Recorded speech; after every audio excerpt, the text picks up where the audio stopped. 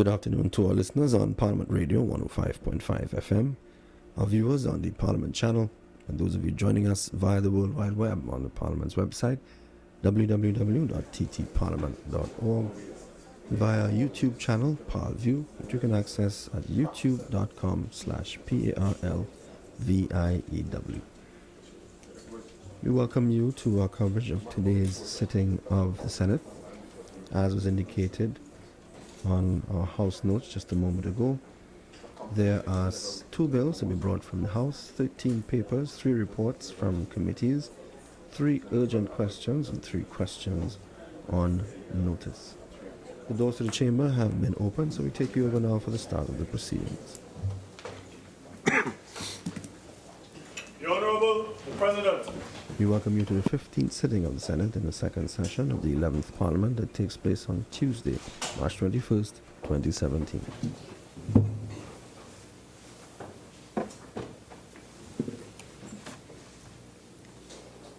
Let us pray.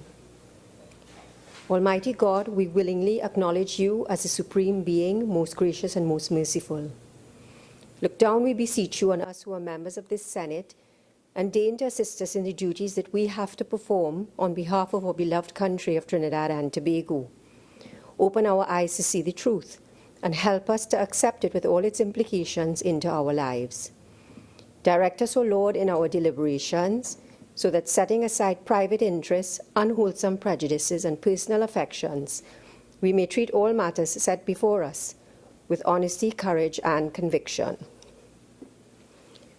Through all we say and do in this Senate, may we give glory and honor to your holy name, inspire confidence in our fellow citizens, and make a positive contribution to the peace and prosperity of our nation.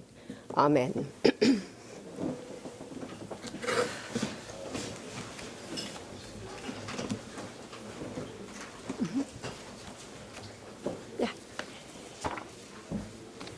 Oath or affirmation, announcements by the President. Honorable Senators, I have granted leave of absence to Senator Daniel Solomon, who is ill. Honorable Senators, I have received the following correspondence from His Excellency the President Anthony Thomas Aquinas Carmona, ORTTSC. The Constitution of the Republic of Trinidad and Tobago. Appointment of a temporary senator by His Excellency Anthony Thomas Aquinas Carmona, ORTTSC, President of the Republic of Trinidad and Tobago and Commander-in-Chief of the Armed Forces. To Mr. Sean Sobers. Whereas Senator Daniel Solomon is incapable of performing his duties as a senator by reason of illness. Now, therefore, I, Anthony Thomas Aquinas Carmona, President as aforesaid, in exercise of the power vested in me by Section 44(1)(b) and Section 44(4)(b) of the Constitution of the Republic of Trinidad and Tobago, acting in accordance with the advice of the Leader of the Opposition, do hereby appoint you, Sean Sobers, to be temporarily a member of the Senate with effect from the 21st of March 2017 and continuing during the absence of Senator Daniel Solomon by reason of illness. Given under my hand and the seal of the President of the Republic of Trinidad and Tobago at the office of the President St. Anne's this 21st day of March 2017. Honourable Senators, a senator is required to take the oath.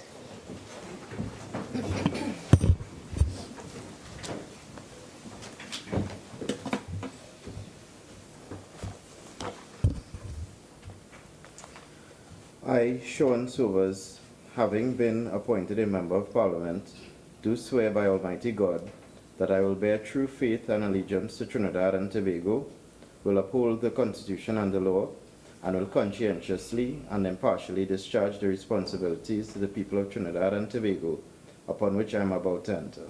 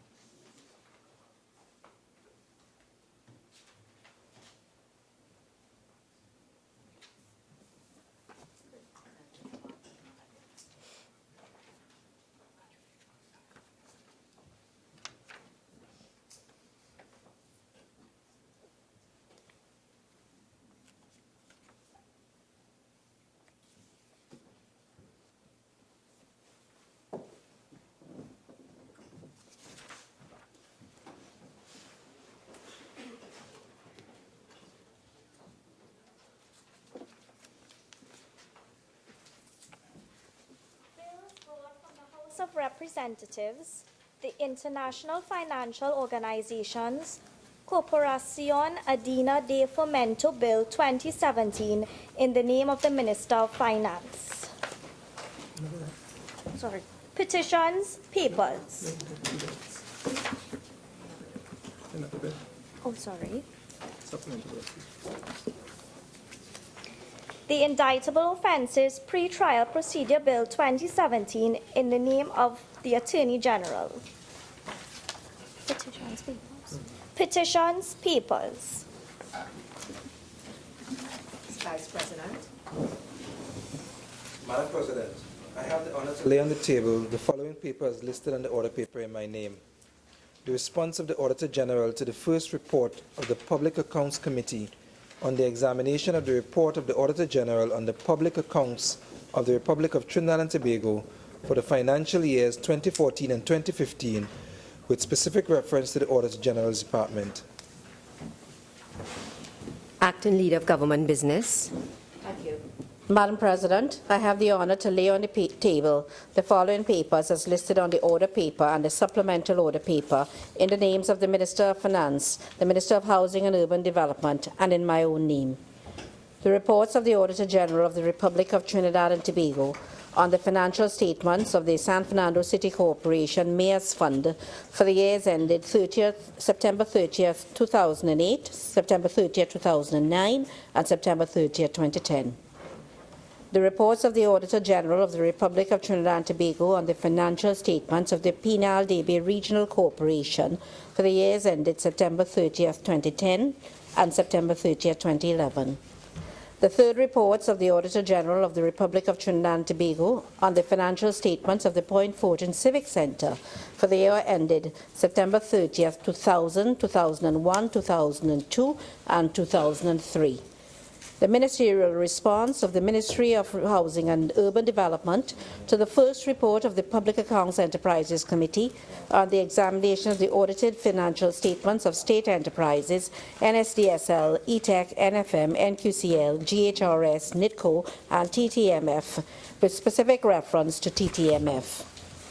The ministerial response of the Ministry of Trade and Industry to the first report of the Public Accounts Enterprises Committee on the examination of the audited financial statements of state enterprises, NSDSL, ETEC, NFM, NQCL, GHRS, NITCO, and TTMF, with specific reference to ETEC and NFM. Thank you. Minister of Works and Transport. Thank you, Madam President. Madam President, I have the honor to lay on the table the following papers as listed on the order paper in my name. The ministerial response of the Ministry of Works and Transport to the first report of the Public Accounts Enterprise Committee on the examination of the audited financial statement of state enterprise NSDSL, ETEC, NFM, NQCL, GHRS, NITCO, and TTMF, with specific reference to NITCO. Thank you.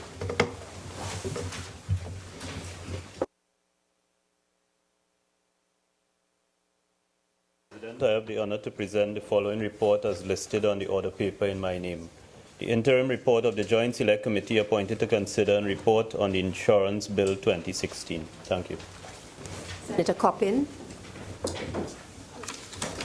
May I respond on his behalf? Madam President, I have the honor to present the following report as listed on the order paper. The interim report of the Joint Select Committee appointed to consider and report on the Gambling, Gaming and Betting Control Bill 2016. Thank you, Madam President. I have the honor to present the following report as listed on the supplemental order paper in my name. The second report of the Public Accounts Enterprises Committee, PAEC, second session, 2016-2017, 11th Parliament, on the examination of the report of the Auditor General of the Republic of Trinidad and Tobago on a special audit of the operations of the Sports Company of Trinidad and Tobago, with particular reference to the development and upgrading of sporting facilities in Trinidad. Urgent questions. Senator Mark. Thank you, Madam President. To the Honorable Minister of Finance, what is the rationale for the recent drawdown from the Heritage and Stabilization Fund, HSF, and which, if any, high priority capital projects will be funded from said drawdown? Minister of Finance. Thank you, Madam Speaker. The rationale was clearly articulated in a press release by the Ministry of Finance on Friday, the 17th of March, 2017. By way of information, the net asset value of the Heritage and Stabilization Fund on that day, March 17th, was US $5.721 billion. We had previously given a figure of $5.695 billion, but that was as of March the 3rd, which means that the fund increased in value over a 2-week period by some US $26 million. When you look at the last 10 months, the fund increased in value between May 16th, when the first drawdown was made, to March 17th, when we indicated the intention to do the second drawdown, by $301 million. The second drawdown, US million, the second drawdown is equivalent to US $251 million, which is $50 million less than the income earned by the HSF over the last 10 months. The withdrawal is being made strictly in accordance with the formula in the HSF Act, which provides for the use of savings and investments from surplus petroleum revenues, where necessary, to cushion the impact on or sustain public expenditure capacity during periods of revenue that fall below the estimated petroleum revenues for that year by at least 10%. Withdrawals may be made from the fund as follows, whichever is the lesser amount. Thank you. Thank you very much, Madam President. Could the Honourable Minister indicate to the Senate what high priority capital projects will be funded from the said drawdown that he has identified? Minister of Finance. Certainly, and I'll use this few minutes just to finish what I was about to say, that you can draw down either 60% of the shortfall or 25% of the balance in the fund. 25% of the balance would be $1.43 US billion, and 60% of the shortfall in revenue for last year is US $251 million. So you're using the lesser amount. The public sector investment program for 2017, as clearly articulated in the budget documents, is estimated to cost $5.1 billion. The projected fiscal deficit for 2017 is projected to be $6 billion. The deficit is to be financed by a combination of borrowing and a withdrawal from the HSF. The withdrawal of 1.71 billion TT, or US $251 million, from the fund is therefore consistent with the 2017 budget statement. The PSIP actually involves hundreds of projects across 21 ministries, 100 state enterprises, and the Tobago House of Assembly.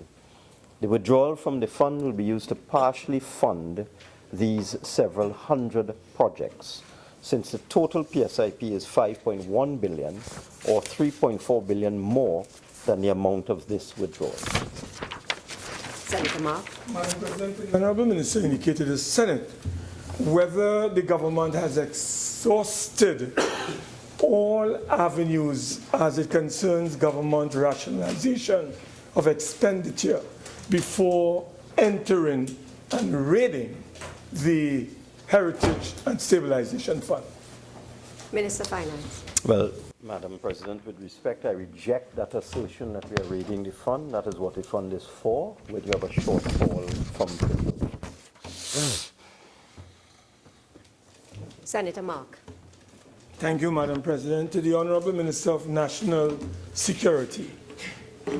given the recent killing of a mentally ill man by the police, can the minister inform the Senate of what specific training is provided to police officers to prepare them to appropriately address confrontations involving mentally ill persons? Minister of National Security. Thank you, Madam President. Madam President, officers receive training on how to appropriately address confrontations involving mentally ill persons at the Police Academy via a behavioral science course.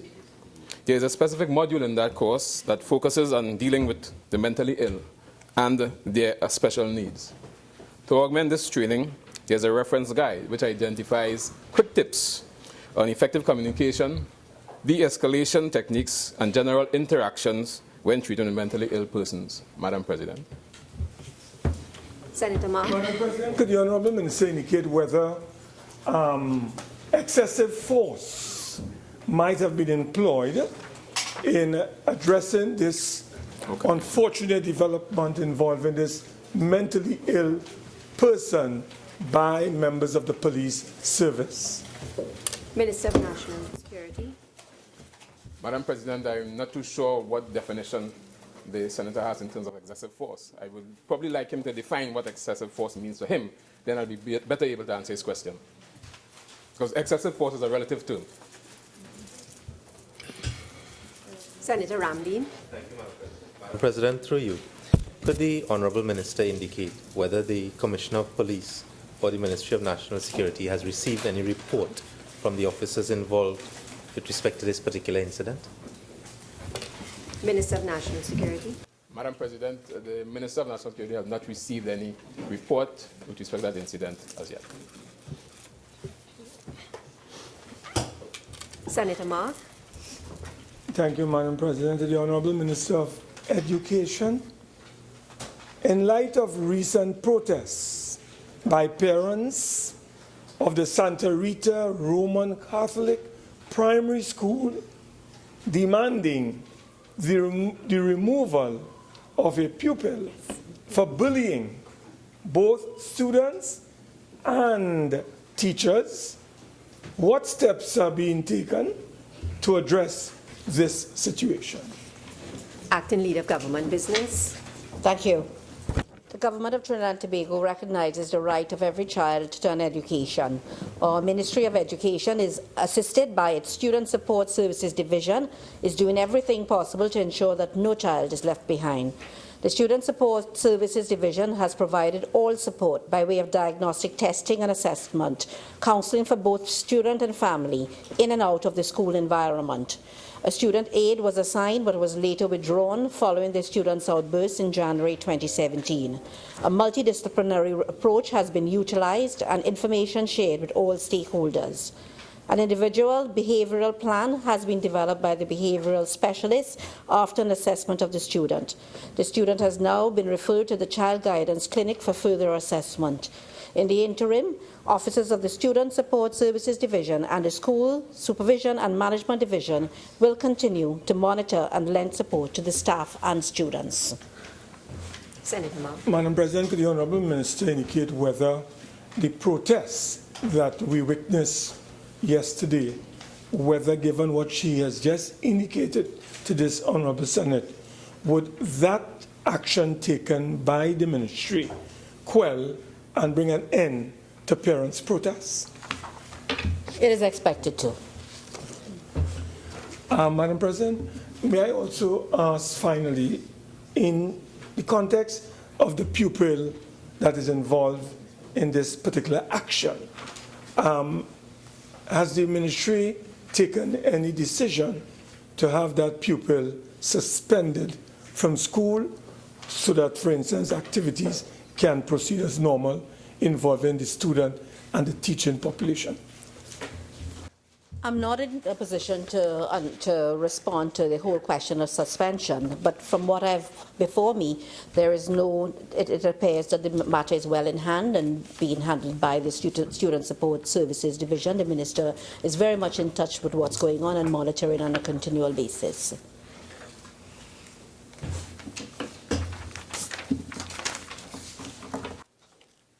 Questions on notice, question for oral answer. Acting Leader of Government Business. Thank you, Madam President. The government is in a position to answer all the questions, 100% of the oral questions on the order paper. In addition, the written question, which is earmarked for next week, is already circulated today. Senator Mark. Thank you, Madam President. Question number 31 to the Honourable Minister of Education. Acting Leader of Government Business, you have 5 minutes. Madam President, the students of the Chatham Government Primary School are currently housed at the Southern Gardens Early Childhood Care and Education Centre. Construction works on the new school commenced on October 11, 2013, and the contractor, Construction Services and Supplies Limited, suspended works on October 9, 2015 due to non-payment of invoices. Efforts are being made to source funding to pay the outstanding sum so that construction works can be restarted. Thank you. Madam President, Senator Mark. given the length of time that students have been displaced at this particular school, could the Honourable Minister indicate to this House a time frame for satisfying those outstanding invoices to the said contractor? Minister. Yeah. Let me just say that the students are transported on a daily basis to and from the Southern Gardens Early Childhood Care and Education. That venue itself is not very far from the community where they live. It is probably 8 to 10 minutes away. So, but the Minister has indicated, Minister of Education, that he's sourcing the funding, government is sourcing the funding to clear up the outstanding sums due, and as soon as this is done, then works will be resumed. I believe the school is about perhaps 90% completed, so I don't see that it's going to be a prolonged matter. Senator Mark. Madam President, is the Minister indicating that in short order the new school would be completed and the contractual financial obligations owed by the state to the contractor will be satisfied? Minister. Within a reasonable time frame. Madam President, could the Honourable Minister indicate to the students and the parents what she means by a reasonable time frame? As early as is possible. Is that, Madam President, can I take that to mean that this would entail the opening of school by the August of this year? I believe you'll have to place another question. But that is exactly what I did. Senator Mark, next question. You see when you're not... Senator Mark. We need the Minister of Education here. Madam President, through you, question number 32 to the Honourable Minister of Education. Acting Leader of Government Business. Thank you. Madam President, the National Maintenance, Training and Security Company Limited, MTS, which has responsibility for general school maintenance, undertook immediate repairs to the sewer system following complaints by teachers. This allowed for the continued functioning of the San Fernando West Secondary School. The problem resurfaced, and the Ministry of Education then requested WASA to connect the school's sewer system to the public sewer mains. The WASA began repair works on January 16, 2017, and it was completed on January 28, 2017, which allowed for the resumption of regular school activity. Senator Mark. Can I take it from what the Honourable Minister said, that the matter has been fully and completely addressed? The matter is fully resolved. Thank you, Madam President. Senator Mark. Question number 33 to the Honorable Minister of Education. Acting Leader of Government Business. Thank you. Madam President, the principal of the Williamsville Secondary School has indicated that there were no incidents of students attacking teachers. Neither is there any evidence to support reports of students vandalizing teachers' vehicles. Notwithstanding, Madam President, the school has developed a school discipline plan as part of the Ministry of Education's proactive strategy to promote discipline in schools. The school discipline plan, which incorporates inputs from officers of the Student Support Services Division, the Curriculum Planning and Development Division, the School Supervision and Management Division, and the Health, Safety and Security Services Division, involves a number of strategies targeting individuals, for example, life skills programs, career pathing, character development, and adolescent programs. 2, relationships, developing positive relationships among students, teachers, and parents through a prefix system, parent-teacher association, local school board, and a range of extracurricular activities. 3, supervision of students, protocols for supervision of students and regular patrol of areas where incidents are likely to occur, beginning with entry at the gates. And 4, stakeholder involvement, including partnerships such as community police and families in action.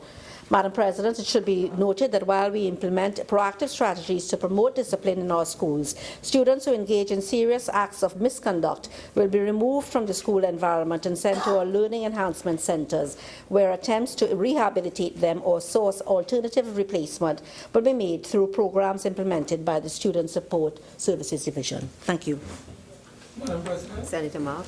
Since there was no violence at this particular school, Williamsville Secondary School, could the Honourable Minister indicate to this Senate what were some of the factors driving the Ministry of Education to introduce a school disciplinary plan? Thank you. Minister. I'd like to think that all of us in this room and the general public are concerned about discipline in schools. And I think that the Ministry of Education has acted in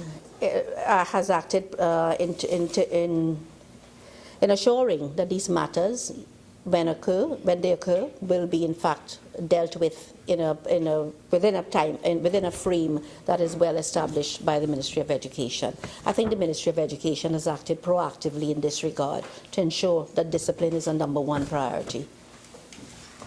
Madam President, could the Honourable Minister indicate whether there was some violent incidents that may have prompted the Ministry of Education to adopt a proactive stance in introducing this particular approach, along with all the factors that you have identified to make the school more disciplined in the context of school stability? Senator Mark, I won't allow that question. The Minister has answered what you had posed earlier.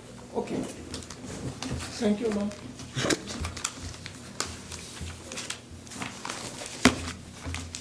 Motions relating to the business or sitting of the Senate and moved by a minister. Acting Leader of Government Business. Thank you. Madam President, having regard to the interim report of the Joint Select Committee appointed to consider and report on the Insurance Bill 2016, I beg to move that the committee be allowed an extension of 6 weeks in order to complete its work and submit a final report by April 28, 2017. Honourable Senators, the question is that the Joint Select Committee on the Insurance Bill 2016 be allowed an extension of 6 weeks in order to complete its work and submit a final report by April 28, 2017. Those in favour say aye. Aye. Those against say no. The ayes have it. Acting Leader of Government Business. Thank you. Madam President, having regard to the interim report of the Joint Select Committee appointed to consider and report on the Gambling, Gaming and Betting Control Bill 2016, I beg to move that the committee be allowed an extension of 10 weeks in order to complete its work and submit a final report by May 19, 2017. Honourable Senators, the question is that the Joint Select Committee on the Gambling, Gaming and Betting Control Bill 2016 be allowed an extension of 10 weeks in order to complete its work and submit a final report by May the 19th, 2017. Those in favor say aye. Aye. Those against say no. The ayes have it. Acting Leader of Government Business. Madam President, I beg to move the following motion. Be it resolved that the Senate agree to the following appointments to the Joint Select Committees. Mr. Gerard Ramdeen in lieu of Mr. Daniel Solomon on the Joint Select Committee on Energy Affairs. Ms. Khadija Amin in lieu of Mr. Daniel Solomon on the Joint Select Committee on Local Authorities, Service Commissions and Statutory Authorities, including the THE. Mr. Wade Mark in lieu of Mr. Daniel Solomon on the Joint Select Committee on Land and Physical Infrastructure. Honourable members, the question is that the Senate agree to the following appointments to the Joint Select Committees. Mr. Gerard Ramdeen in lieu of Mr. Daniel Solomon on the Joint Select Committee on Energy Affairs. Ms. Khadija Amin in lieu of Mr. Daniel Solomon on the Joint Select Committee on Local Authorities, Service Commissions and Statutory Authorities, including the THA. Mr. Wade Mark in lieu of Mr. Daniel Solomon on the Joint Select Committee on Land and Physical Infrastructure. Those in favour say aye. Aye. Those in favour say aye. Aye. Those against say no. The ayes have it. Public Business, Government Business Bill, second reading. Honourable Senators, the debate on the second reading of the following bill, which was in progress when the Senate adjourned on Tuesday, March the 14th, 2017, will be resumed. An act to amend the Offences Against the Person Act, Chapter 1108, and the Criminal Procedure Act, Chapter 1202, and 4 related matters. Those who have already spoken in this debate are the Honourable Faris Alwari, Attorney General, who was the mover of the motion, Senator Gerard Ramdeen, Senator Sophia Choate, SC, Senator the Honourable Clarence Rambarat, Senator Sean Sobers, Senator H.R. Ian Roach, Senator W. Michael Coppin, Senator Khadija Amin, Senator John Heath. Senator Cummings. Madam President, I am pleased to join this debate on a bill to amend the Offences Against the Person Act, Chapter 1108, and the Criminal Procedure Act, Chapter 1202, and for related matters. Madam President, the crux of this matter lies in Section 6, the new Section 6 of the bill, which I would want to read. It says Section 6 of the Act is repealed and substituted with a new section which provides that persons committed to trial shall be tried on indictment by a judge and jury, but can be tried by a judge in the absence of a jury if preferred by the accused and if the court is satisfied that 1. The accused person has sought and received advice from an attorney at law in relation to a trial by a judge alone. 2. In the case of a joint trial, all other accused persons have elected to be tried by a judge alone. And 3. Where 2 or more charges are to be tried together, the accused person has elected to be tried by a judge alone in respect of all the charges. On the last occasion we were here, Madam President, we heard from the Attorney General who piloted the bill, and I must congratulate him for an outstanding job done, in that he did indeed put forward a comprehensive position of the government and also spoke to the package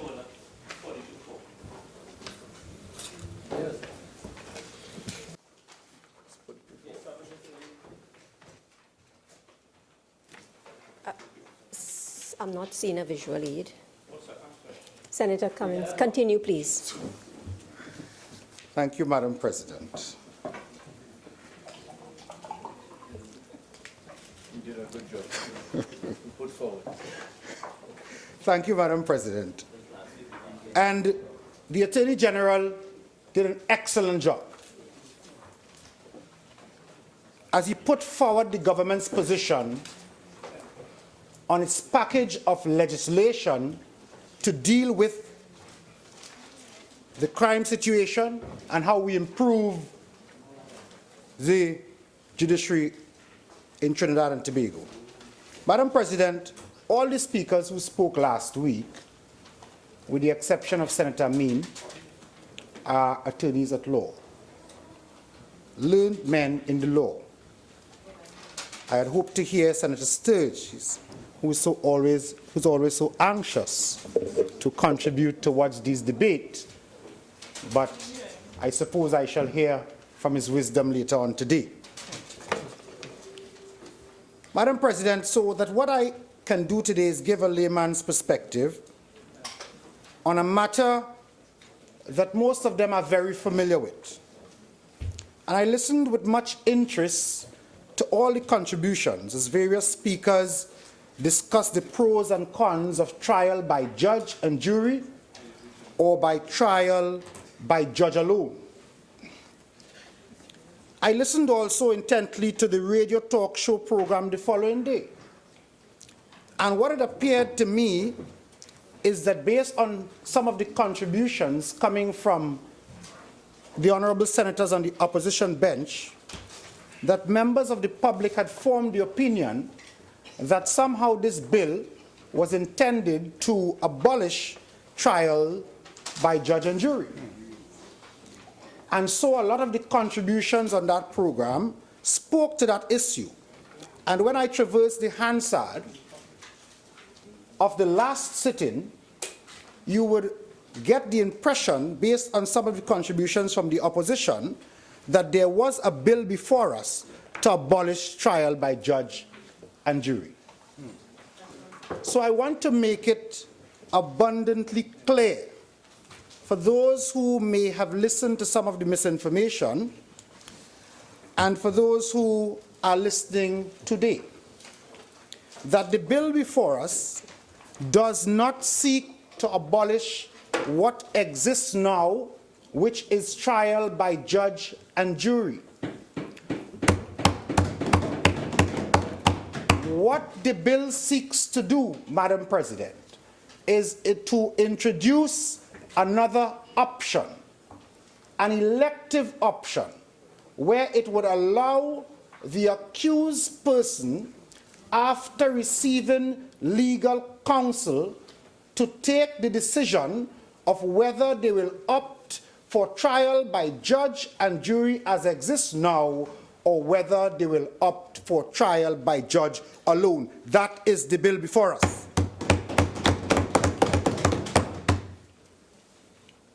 And so, Madam President, there is no right, there is no constitutional right that is being infringed, as one of the speakers on the opposition bench alluded to last week. What the Constitution says at Section 5, and I remind that I am no attorney at law, so I'm merely trying to make sense of this discussion, is that as at Section 5.1, except as is otherwise especially provided in this chapter and in Section 54, no law may abrogate, abridge, or infringe or authorize the abrogation, abridgment, or infringement of any of the rights and freedoms hereinbefore recognized and declared. Without prejudice to Section 1, but subject to this chapter and to Section 54, Parliament may not deprive a person charged with a criminal offence of the right to be presumed innocent until proven guilty according to law. But this shall not invalidate a law by reason only that the law imposes on any such person the burden of proving particular facts. And further at 2, to a fair and public hearing by an independent and impartial tribunal. Madam President, the impression was given that somehow by making this addition and giving this other option to the accused, that some right was being infringed, and I thought that I would put that matter to bed. But what do we expect of our opposition friends in the UNC? It is always a question of doom and gloom. It is designed to cause panic and to scare the population. It is quite normal conduct for the UNC opposition. It is their only way. It is the way that they know how to perform as an opposition party. Oppose for opposing's sake. It does not matter the merit of the matter at hand. But because the word opposition is used to describe the office that is held, then we must oppose it, because that's what we're here for. Scare the population, spreading misinformation, cause panic, find a reason to oppose, and if you can't find a reason to oppose, create one. Exaggerate, dramatize, and cause a frenzy. Make sure that you grab the headlines. Make it up along the way. Do nothing about crime when you're in government. Dismantle the national security infrastructure and leave our borders porous. And when you're in opposition, like an old mass band at carnival time, sing and dance about crime and that the government cannot do anything to solve it. But, Madam President, the country is aware that this opposition has no strategy. And that's why they're in the opposition and we are in the government.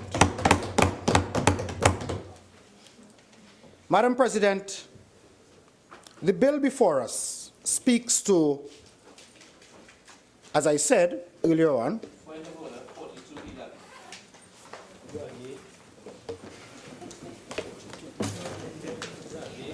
Senator Cummings, I'm sure that you're referring to your notes. Just be aware of Standing Order 4211. Okay? Thank you, Madam President. I'm guided. And when I looked at some of the contributions coming from the speech delivered by the Chief Justice at the ceremonial opening of the law term, and I decided I would go back a bit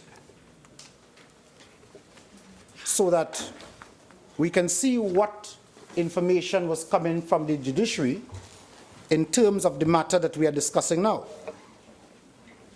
And in the address at the opening of the law term for 2013-2014, at page number 15, the Chief Justice had this to say. And I will read a short part of it, Madam President, with your leave. Earlier this year, the judiciary hosted a lecture and panel discussion on the question whether jury trials should be retained. It arose in part out of a concern that jury trials were becoming lengthier, expensive, and unmanageable, and that the quality of justice received was questionable. Chief Justice had much more to say, but because I have limited time, I would move to the address at the opening of the law term for the 2014-2015 period. And again, the Chief Justice had this to say in relation to this matter. We simply cannot go on this way. I continue to plead for serious consideration of whether the system of trial by jury should be retained, at least in its present form. What is clear to me is that it cannot work as currently deployed. Of course, I will always continue to question the need for any form of preliminary inquiry process outside of the High Court in which the matter is to be tried. And, Madam President, I also I also refer to the 2015-2016 address by the Honorable Chief Justice. And at that time, he had this to say. On the process side, about 15 to 20% of sitting time is lost owing to jury management issues such as illness, exams, family funerals, lateness, etc. And this does not include the time we spend traipsing them in and out of the courtroom every time counsel wants to make a legal submission. At the end of that, there are a significant number of hung juries, which means we have to start the whole thing over again. What is common sense telling us here? And finally, Madam President, I went to the address of 2016-2017 to hear what the Chief Justice had to say about this matter. And at page 22, he says, simply put, the jury system is not working. I do not know how many times I have to make the point to those who have no understanding of how it works, that if matters are heard by a judge alone, he or she has to make a decision one way or the other that is definitive and subject to appeal based on a consideration of transparent written reasons, none of which applies to juries. If the current inefficient and ineffective system is what the country wants to have, then fine. Don't blame me for the consequences. Year after year after year, at every opportunity that the judiciary gets, they have advised that something needs to be done. And a responsible government, this PNM government, is determined to do something about it. Madam President, this bill before us is just one in a package of legislation designed to bring relief and to help relieve the overburden that plagues the judicial system. I spent some time looking at what applies in some other jurisdiction. And so, Madam President, I just want to share some of it with this Honorable Senate. In an article written by Louis Bloom Cooper, published on Friday, the 21st of May, 2010, entitled Judge Alone Trials Should Be an Option for Serious Organized Crime. Here's what Mr. Cooper had to say. There is nothing illiberal about questioning the value of the jury system of criminal justice. It is more a question of deciding whether trial by judge and jury in the Crown Court for more serious criminal offenses is as good, if not better, than any alternative, such as trial by judge alone or with assessors. The experience of the Diplock Court's trial by judge alone in Northern Ireland since 1973 for terrorist offenses suggests a valuable option, at least for serious organized crime. There is no constitutional or indeed any form of general right to trial by a judge and jury. And so, Madam President, this alarmist perspective coming from the opposition finds no merit, because it is not only in that jurisdiction, but I also looked at an article written by Nicholas Amos, January 28, 2014. And Mr. Amos spoke to the question of laws changing the circumstances in which serious criminal charges can be decided by a judge sitting without a jury. He says that it has been in effect since 2012 in New South Wales. And it has acted to improve, I'm not quoting anymore, the judicial system in that jurisdiction. He says here that the changes that came into effect allow both the prosecution and the defense to suggest that a case be heard by a judge alone. If both parties agree, then the court must dispense with a jury. And so, Madam President, I can refer to several instances where in various jurisdictions, the question of trial by judge alone has been adopted and has worked well to ease the burden on the judiciary.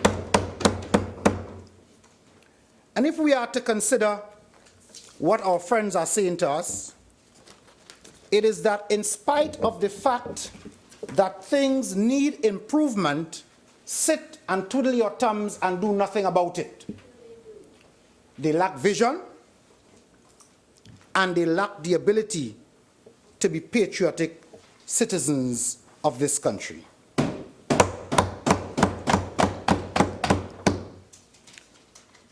Another point I wish to pay some attention to, Madam President, in relation to what this bill seeks to do.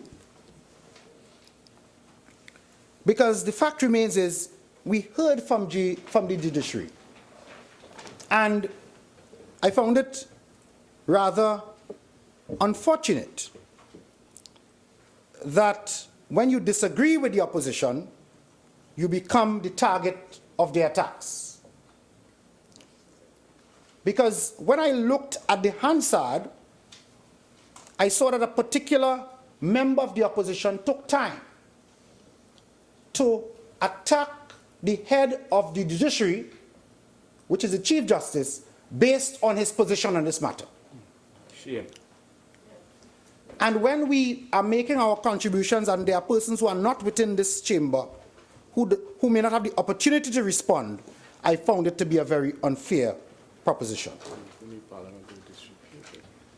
The question of the bill before us will seek to address certain of the shortcomings of the current system. It will treat with issues such as lengthy jury selections, the question of potential mistrials due to tampering by jurors, in matters where cases are very complicated and involves complicated legal issues, and where evidential matters may not be easy to explain to a panel of laymen. In a small society like Trinidad and Tobago, it will provide an alternative to the accused, and it will also help to ease the burden on the judiciary. Madam President, this bill, as I said earlier on, and I quoted from Section 5, does not trample on the rights of the accused. And I think that is where we all have to focus our attention. Is the right of the accused under the Constitution trampled on by the remedy afforded in this bill? And the question is an abundant no. And the UNC knows it is an abundant no. And so Trinidad and Tobago will know today that it is an abundant no. The bill says clearly that the accused must have the benefit of legal counsel. That's right. And so I heard presentation coming from several members of the opposition bench last week that it's a waste of time because no lawyer in his right sense will advise his client to choose trial by judge alone. But it wait for trial either way. Well, if it is such a waste of time, why are you court trying to scare the population into thinking that we're trying to abolish jury trials? Right? And when we consider that in in all of the matters before the magistrate's court, it is a magistrate sitting alone. That's true, yeah. And then triable either way you can Right? choose the magistrate. Then what is this scare tactic about? We know that some of the issues that are faced when we speak to the question of trial by judge and jury are situations where intense media coverage, where the accused can utilize the question of whether intense media coverage will cause a question of prejudice, where the attempts for gag orders, the continuous objections and filing of objections by defense attorneys, the lengthy process in jury selection, all of these matters were spoken to by the Chief Justice in his address. And, Madam President, this government is serious about governing Trinidad and Tobago. We will not be distracted. I will not be distracted, even when people choose to raise frivolous issues. We are about governing Trinidad and Tobago. We are about serious government, and the government is about addressing and fixing the problems that we face in the criminal justice system, Madam President.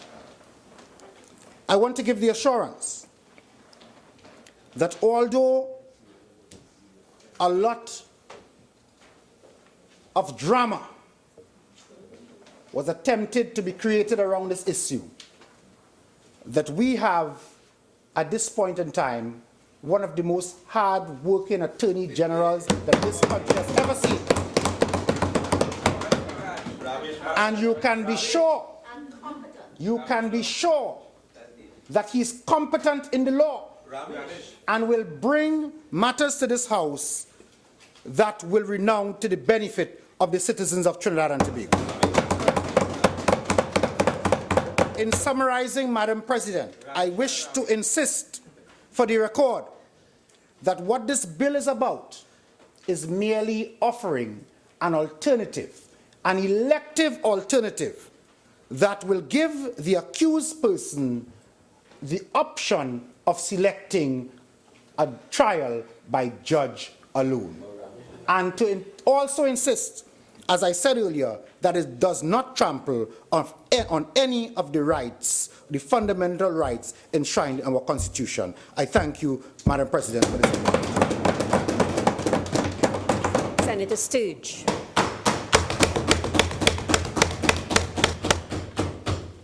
Madam President, Senator Cummings opened his contribution by saying that this bill does not seek to abolish trial by jury. Madam President, permit me to read from page 40 of the Hansard, the contribution of the Honorable Attorney General, when he said, "This bill allows us, by taking a partial step towards judge-only issues, partial step towards removal of trial by jury." Let me read it again so that Senator Cummings can hear in case he missed it. This bill allows us to take a partial step towards removal of trial by jury.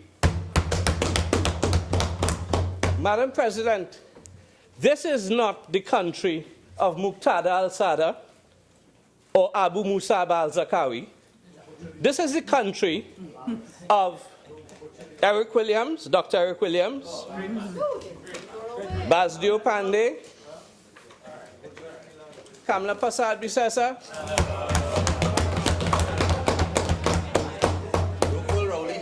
and the real leader who still looms large, Patrick Manning. Yeah. Real leader of the PNM.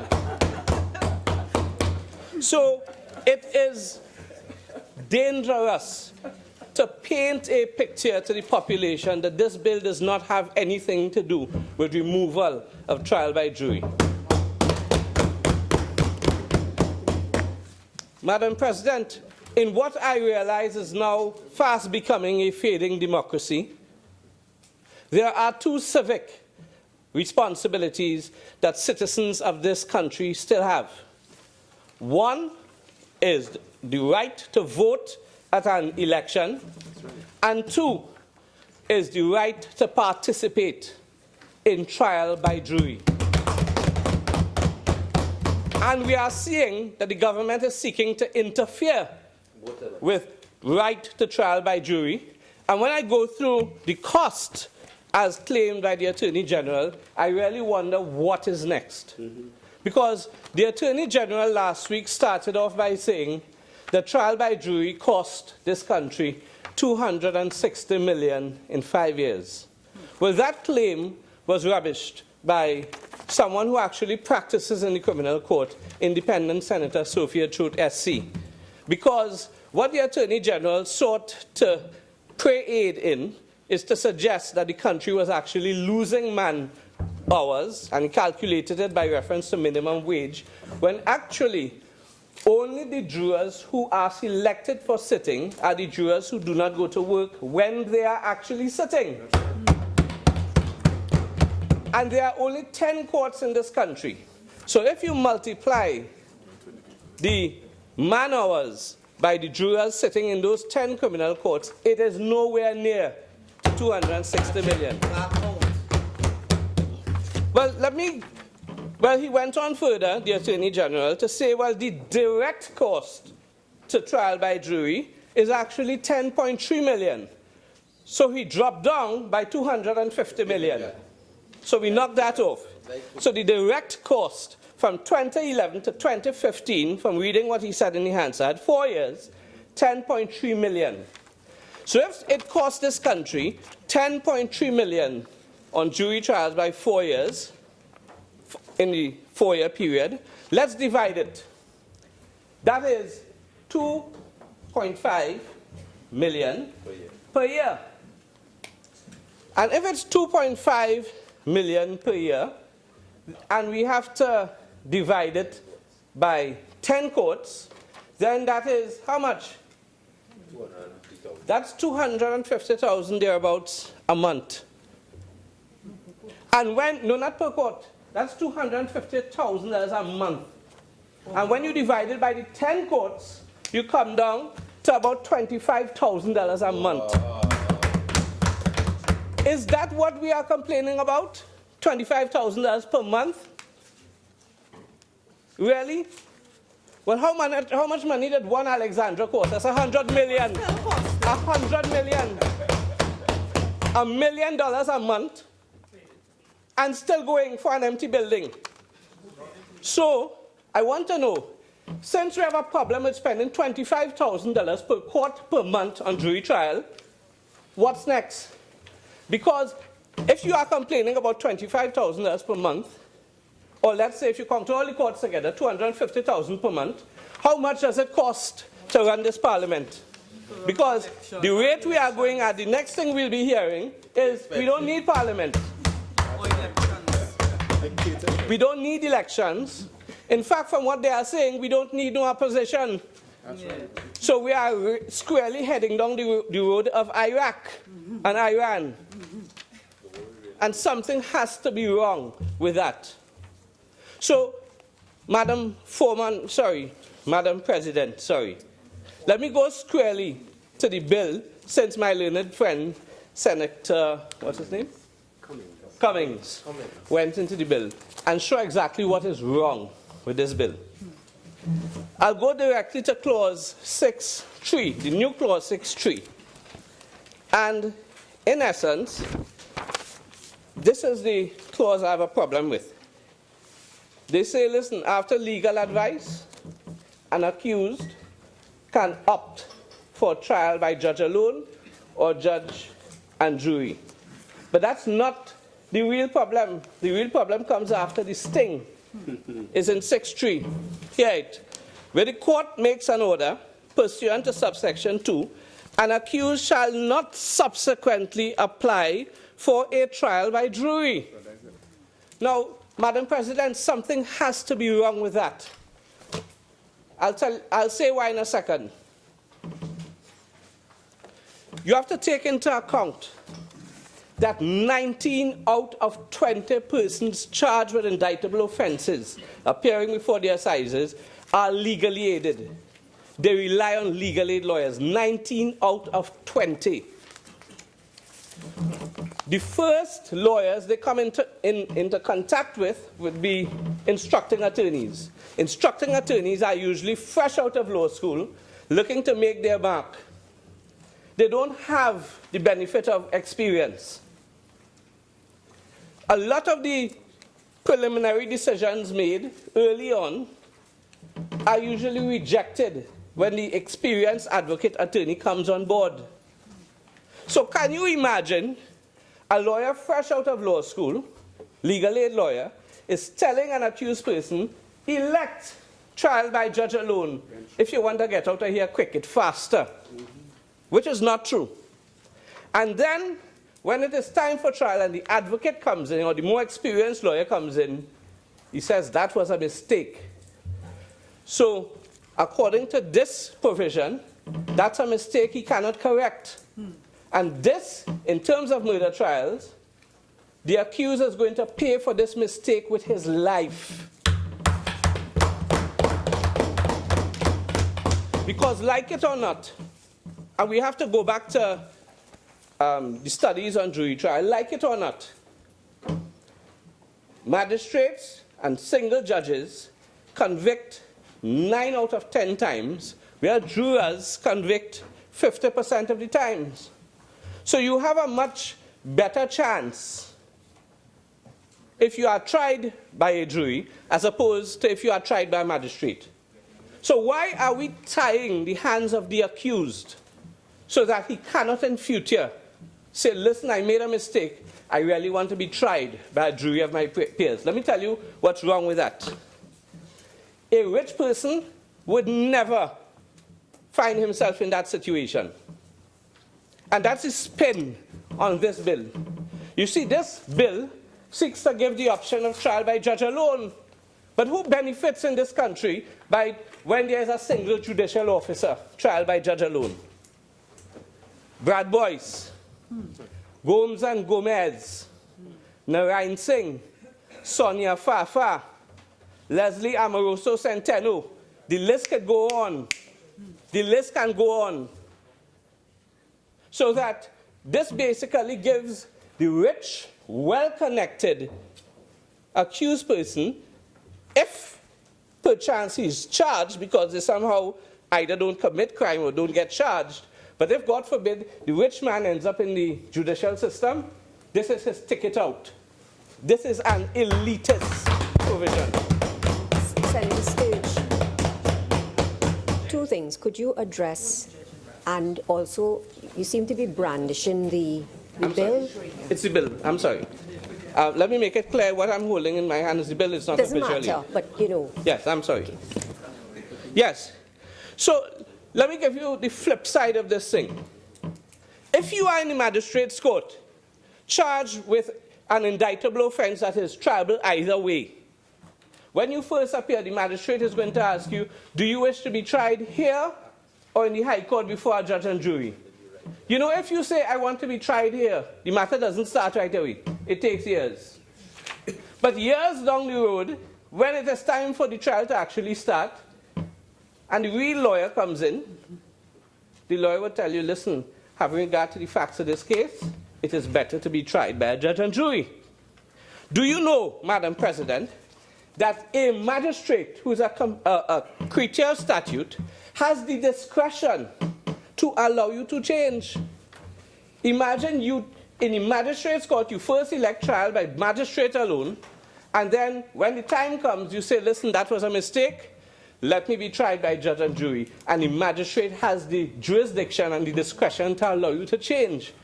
Now, does it make sense that a magistrate, which is an inferior officer, a creature of statute, can be given the discretion to change, to allow the accused to change his election, but a trial judge, his hands are tied by legislation? Does that make sense? No. That can make no sense. No sense.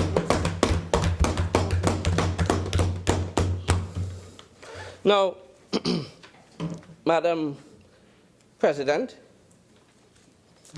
I want to go to another part. There's so much wrong with this bill, but my time is limited and there's much to say.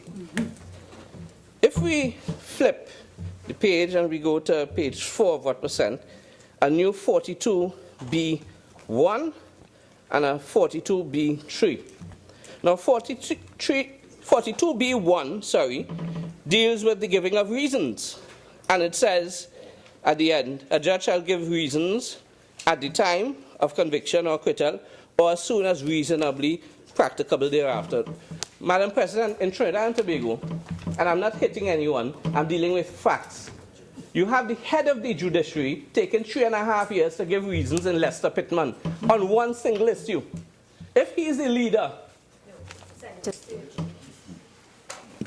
Please, you can make your arguments, but you do not have to involve members of the judiciary, okay? I did. So what I wish to say, then what really in law, if we are to go by what obtains, is as soon as reasonably practicable thereafter. Is it 3 years and 8 months? Is it 4 years? And you see, if you are going to burden a trial judge with the duty to give reasons in writing, then he cannot sit on a trial whilst he's preparing his reasons, and trial time is lost. And in complex cases in particular, in most cases, whilst he's giving his reasons, he has to keep in mind that this country, if they wish to carry out the death penalty, is subjected to the timelines in Pratt and Morgan. So this provision will guarantee that the time frame stipulated by the Privy Council in Pratt and Morgan will not be met. So no hope of hanging nobody.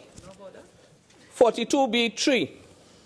When you look at that, it says in essence that the judge is to take, if there's a warning that is normally given to the jury, the judge is to take this warning into account in dealing with the matter. Unless you put in this clause that he is to state in his reasons that he had actually taken that warning into account, then how do we know? So this is another shortfall of this particular clause. Temporary Senator John Heath had already gone through some of the other shortcomings, so I don't propose to deal with it at all. Now, Senator Cummings, just like the Attorney General, made reference to the dicta of Lord Diplock. For those looking on, in law, there's something called obiter dicta and something called ratio decidendi. And the ratio decidendi is the reason for coming to a decision, the raison d'etre. The obiter dicta is something the judge may have said in passing. It's not the rationale. But the Attorney General has come to this House and prayed in aid obiter dicta from Lord Diplock to support his assertion that there is no right to trial by jury in Trinidad and Tobago, as Lord Diplock said with respect to Jamaica. Now, Lord Diplock, speaking in 1980, who was Lord Diplock? Lord Diplock set up courts, judge-alone courts, to try Irish citizens who were involved in what the English call terrorist activities. So the first thing is, you have a nationalist agenda at stake here. And the second thing is, you are dealing with terrorism. So what Lord Diplock said must be taken in that context. What happens in South Africa must be taken in the context of their history, what happened in India, and so on and so on. But every progressive democracy in this world has retained trial by jury. But it seems as though we are on the road to regressing. Now,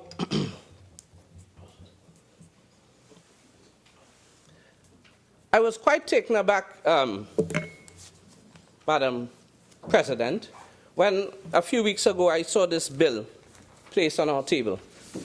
Because when I look at the provisions of this bill, and I harken back to the contribution of the Attorney General when he made his budget presentation in 2015, then this must be a contradiction in terms. And I would like the Attorney General to explain this. How in 2015, when you are making your presentation on the budget, you are saying you want to start a system of lay magistrates to encourage citizen participation in the administration of justice, something which is expensive, first of all. So you want to encourage citizen participation in the administration of justice at the lowest level, the magistrates' court, where sentences range from reprimand and discharge to community service, to bonds, to fines, and in extreme cases, imprisonment. So you want to give citizen participation for the least of the apostles, for the least serious of offenses, but you want to remove citizen participation for the most grievous offenses that can land you in prison for life. Or if Mr. Ramesh Al-Rawi has his way, suffer death by hanging. So it doesn't make sense. It is Janus-faced. It is a Harvey Dent approach to be encouraging citizen participation for magistrates' courts, but seeking to remove it because it is very clear, and I read it, page 40 of the Hansard, this is just the first step. It's the first step. The first step. It is the first step. So here we have streams into rivers, rivers into seas, creeping to galloping. And if I may borrow a term used by Senior Counsel Israel Khan, most decorated attorney at the criminal bar, only a fool or a dictator would seek to remove trial by jury. Which one? So we have a choice, fool or dictator. But, my lead, sorry. When quotations are made, it's because you're actually owning the quotation that you make. Yes. So I would ask you to withdraw that comment. Okay? I withdraw it. Well, Madam President, after making a comment, Senior Counsel Israel Khan at the guest lecture at the Hugh Wooding Law School, Tuesday, 14th March 2017, referred to the speech which was mentioned by Senator Cummings and the Attorney General when they called for the the removal of trial by jury. And he referred to it as an attack on the salt of the earth, the ordinary God-fearing citizens of Trinidad and Tobago. And he said this attack is not new to us. And he made reference to Lord Harris, who incidentally still has a square in Port of Spain opposite St. Joseph's Convent on Oxford Street. And Lord Harris, speaking in 1847 to the Honorable Secretary of the Colonies 1 year before the emancipation of African slavery, stated in relation to our people, and I quote, and I leave part of the quote out, he said, they are not neither coolies or niggers, fit to be placed in a position which the laborers of civilized countries may at once occupy. They must be treated like children, and wayward ones too. The former from their habits and their religion, the latter from the utterly savage state in which they arrive. Wow. Madam President, we have come too far. We fought too long and too hard for the salt of the earth citizens of this country to take part in trial by jury. It started out, first of all, when you had to belong to the landowning class. In fact, there was a time, by reason of your gender, if you are a woman, you cannot take part. So all this history that we have built up, why are we now seeking to throw it away and then pretend we are giving a person charged an option to throw away what is an absolute right. He goes on, Mr. Israel Khan, I humbly submit to you that Massa Day is not done in this country. He has reincarnated, metaphorically speaking, in the jacket and tie, knife and fork, Afro and Indo-Saxons, who are of the view that the descendants of the field slaves should not participate in the delivery of justice in this country. They rule this country in the interest of the parasitic oligarchy who continue to suck the blood and sweat of our people. This, Madam President, must not be allowed to happen in this country.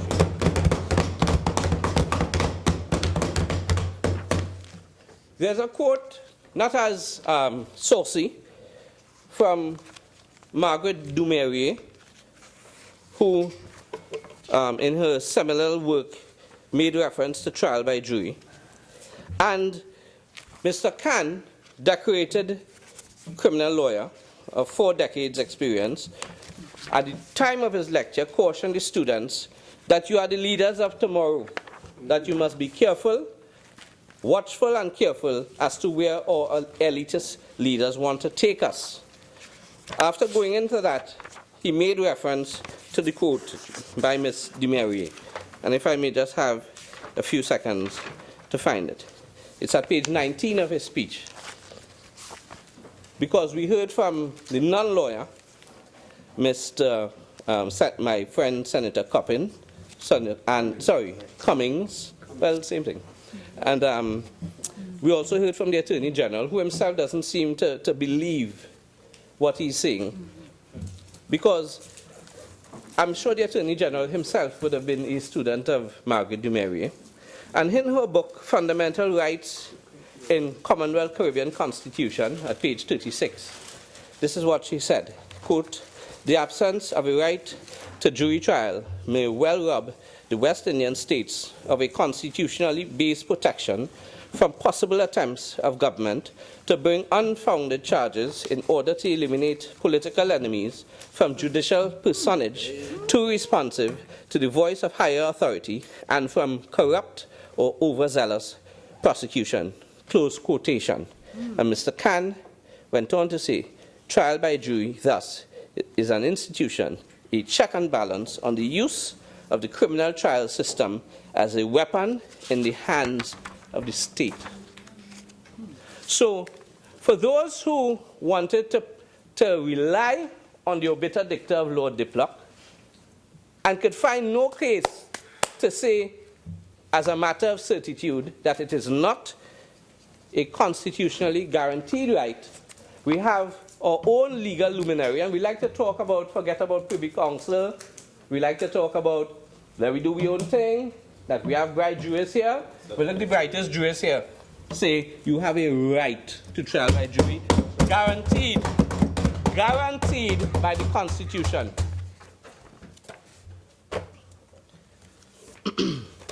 Now, Senator Cummings also made reference to the length of time, the delays in the criminal justice system, and so on and so on.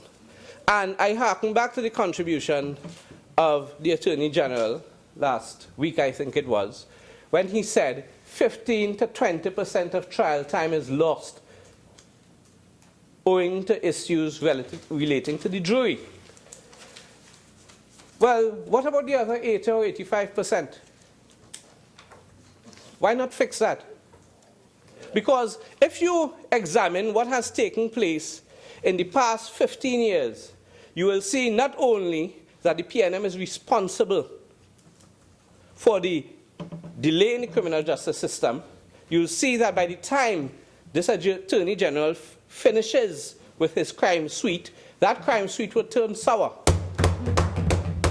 And it will be this final nail in the coffin of this criminal justice system. Let me give you an example.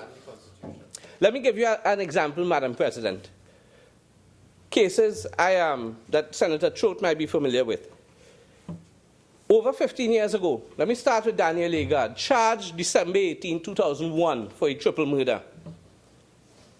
charged December 18, 2001, convicted July 2004.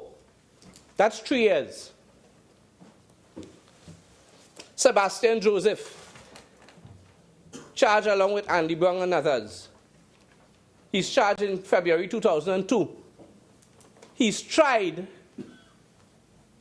in January 2005. That's 3 years. Shondell Riley, charged February or March 2002. Tried 2005. I raised that to make a point, because everyone is asking the question, why is Jamaica, with limited resources, a crime problem equally as bad as Trinidad and Tobago, able to get you from charge to verdict within 3 years? And why can't we? The question on everybody's lips, why is it taking us 12 and 15 years? Because the Attorney General, in his contribution last week, said that 54% of the cases at the Port of Spain High Court are 15 years and older. So how did we move from 3 years, Daniel Legard, Sebastian Joseph, Shondell Riley, back in the early 2000s, which was the norm, how did we move from 3 years to 12 and 15 years? How is Jamaica still able to bring you from charge to verdict within 3 years? And why have we gone to 12 and 15? Simple. In 2005, and there are 3 stages of delay. In 2005, the Attorney General, John Jeremy, started his suite of crime legislation to deal with the criminal justice system. He proposed paper committals, which he said would speed up preliminary inquiries. You know what happened, Madam President? It tripled the time for preliminary inquiry. Preliminary inquiries before 2005 took a year. I know, Senator Ramsey knows, Senator Choate knows. Since that came into effect, thank you, Mr. John Jeremy, preliminary inquiries take 3 to 5 years. Because what Mr. John Jeremy did was to simply import wholesale legislation from the United Kingdom, not taking into account that the work ethic of British citizens is very different than the work ethic of Trinidadians, not taking into account that Trinidadian police officers are a very different breed to British police officers, and therefore the prosecutors at the Magistrates Court are at the mercy of these police officers. So whereas before 2005 you simply call your witness, put him in the box, now you have to arrange for the witness to meet with the police officer, to go and meet with the JP, to swear, and all of that. I don't want to go down into too much detail. The point is made. In 2007, another crime suite of crime legislation Mr. John Jeremy brought to import wholesale into this jurisdiction the laws dealing with hearsay that the British started in 2003. So whereas before that, witnesses would come to court whether they're frightened, whether they're sick, or whatever, and testify. Now nobody wants to come to court. Everybody sick, can't be found, out of the jurisdiction, and so on. Every conceivable application that can be made under the hearsay legislation is now being made by prosecutors because people don't want to testify. So Mr. John Jeremy single-handedly tripled and quadrupled the delay in the Magistrates Court. And then you have, after you are committed to stand trial, the office of the DPP has to indict you. That takes another 3, 4, 5 years because he's understaffed. So which gets me to the point why every single bill brought by this Attorney General will fail.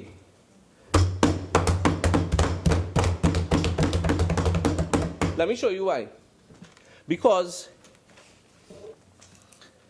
you see, you need lawyers to operate the criminal justice system. The DPP has already complained about the high turnover at his office. People don't stay in criminal law. People don't stay at the private bar. It's 4 years and you're out. Nobody wants to stay in the system. And you are dealing with persons who come straight out of high school, into university, into law school, and have to deal with, many times, hardened criminals. Nobody wants to stay because of the risk. So prosecutors are leaving. They are going to the magistrates' court to become magistrates or wherever they can go. Persons at the private bar are leaving. And the Attorney General made reference to 20 lawyers running the criminal bar in this country. If you have 20 lawyers running the criminal bar, and all of them have said that if you want to do this piece to abolish trial by jury, do it yourself.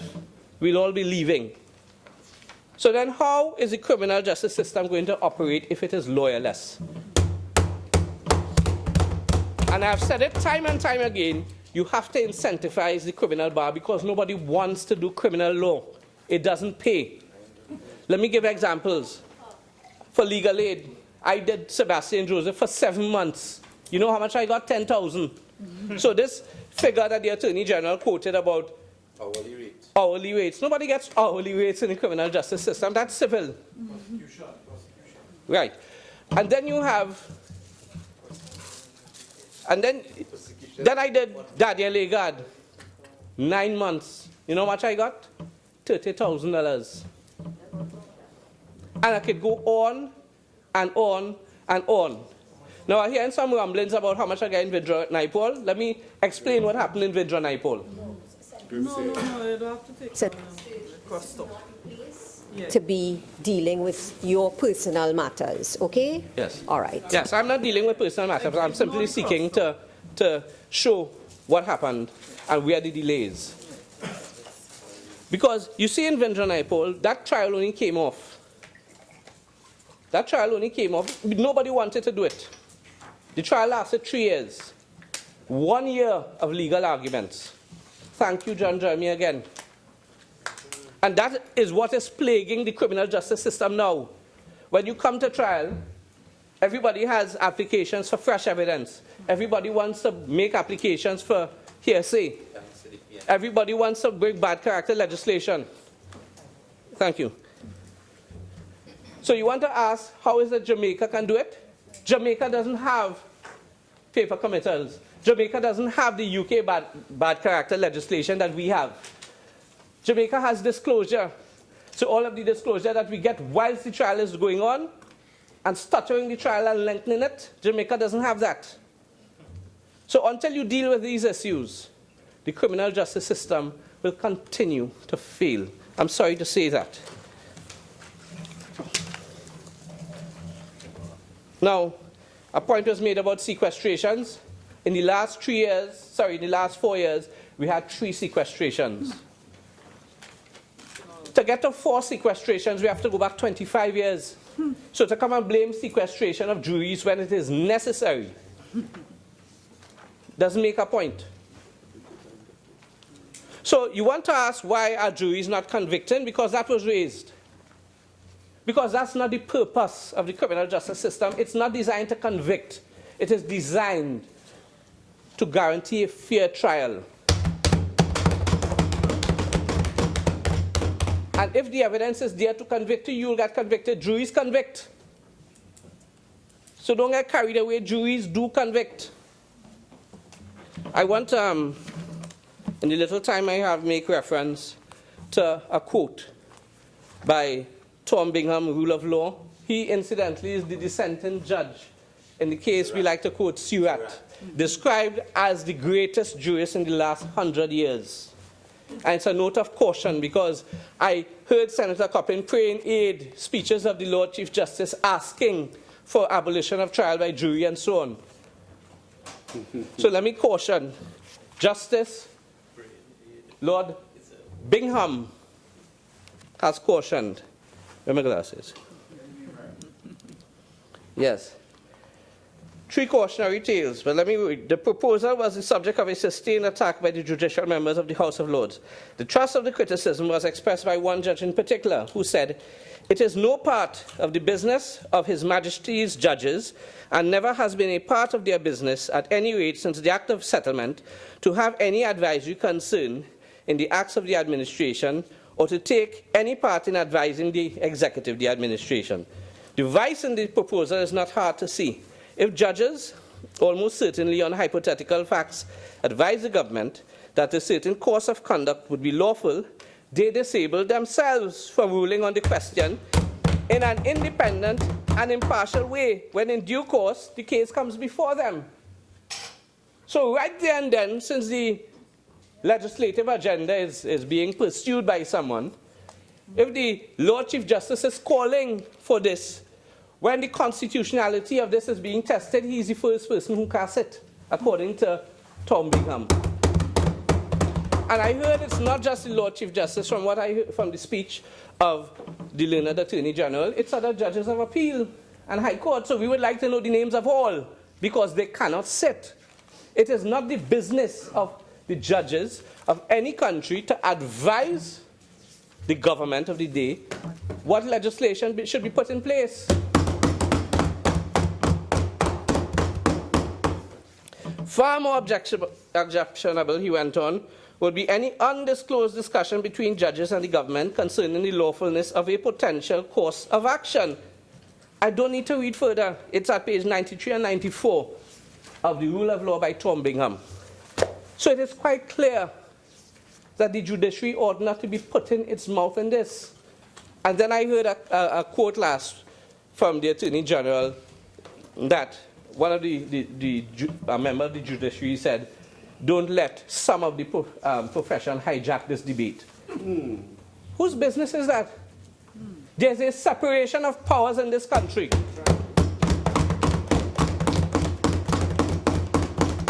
The opposition has a job to do. There's an independent Senate with a job to do. Whose business it is to say, don't let a few? I wonder who he's talking about. But I want to close. Can I ask how much more minutes I have, Madam President? 15 seconds. Jesus Christ, have mercy. No, Senator Sturge. Senator Sturge, take your seat.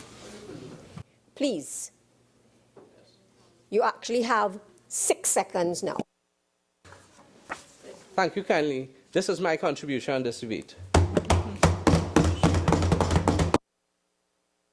Senator Ramkissoon.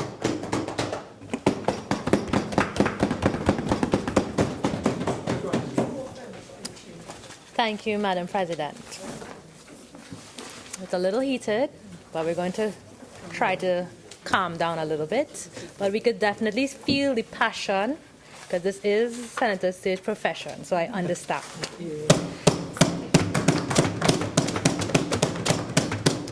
So, Madam President, let me firstly start with joining Senator Cummings in commending the Honorable AG in bringing forward different pieces of legislation to try to fix our aged system. We heard that these laws are 90 years old and some more. So it is a good step to try to amend such. So, Madam President, this topic is not new to our society. It has been discussed, debated prior. I have read in my research in 2013, the then AG was seeking to abolish trial by jury. So we now have an amendment or an alternative to this approach where we are introducing trial by judge alone or trial by jury. Now, I have read that in countries like in the UK that have introduced trial by judge alone have seen a significant reduction in trial by jury. And it has been said by many speakers that they have noted that when they have seen trial by judge alone, they have seen the abolishment of trial by jury. So I do not know if that will happen to us, but it has definitely been seen in the trends. So, Madam President, I am not here to condemn or attack any person, any party, but just to share my own interpretation of the bill before us, as well as the research in the area. I am in no way a lawyer, but I am a proud citizen of Trinidad and Tobago. So this is truly my interpretation of what is before us. I must, before I start my deliberations, speak of one item that I found that was very important to me, and that is the working of the Senate. We heard Senator Sturge highlight the independence of different executive bodies, but we need to understand what is the real role or the key role of senators in the Republic of Trinidad and Tobago. And one of our roles is to serve as a final examination of bills before it is passed to be signed off by the President of the Republic of Trinidad and Tobago and become a law of Trinidad and Tobago. We are that last scrutinizing eye that can say this is what is best serving for our country and the people of our country. So we cannot disrespect the workings of this chamber, Madam President, by allowing part-time senators or senators 5 days' notice. That is not acceptable. I was very happy because I was able to speak at the last sitting to be given a 1 week more. And with that 1 week, Madam President, I was not only able to make a stand, but I was even able to find recommendations that can be very much suited to our society, which I will be sharing before the end of my speaking time. So, Madam President, we have to be very critical, as well as we need to understand the priority in tailoring good legislation and how it passes these chambers.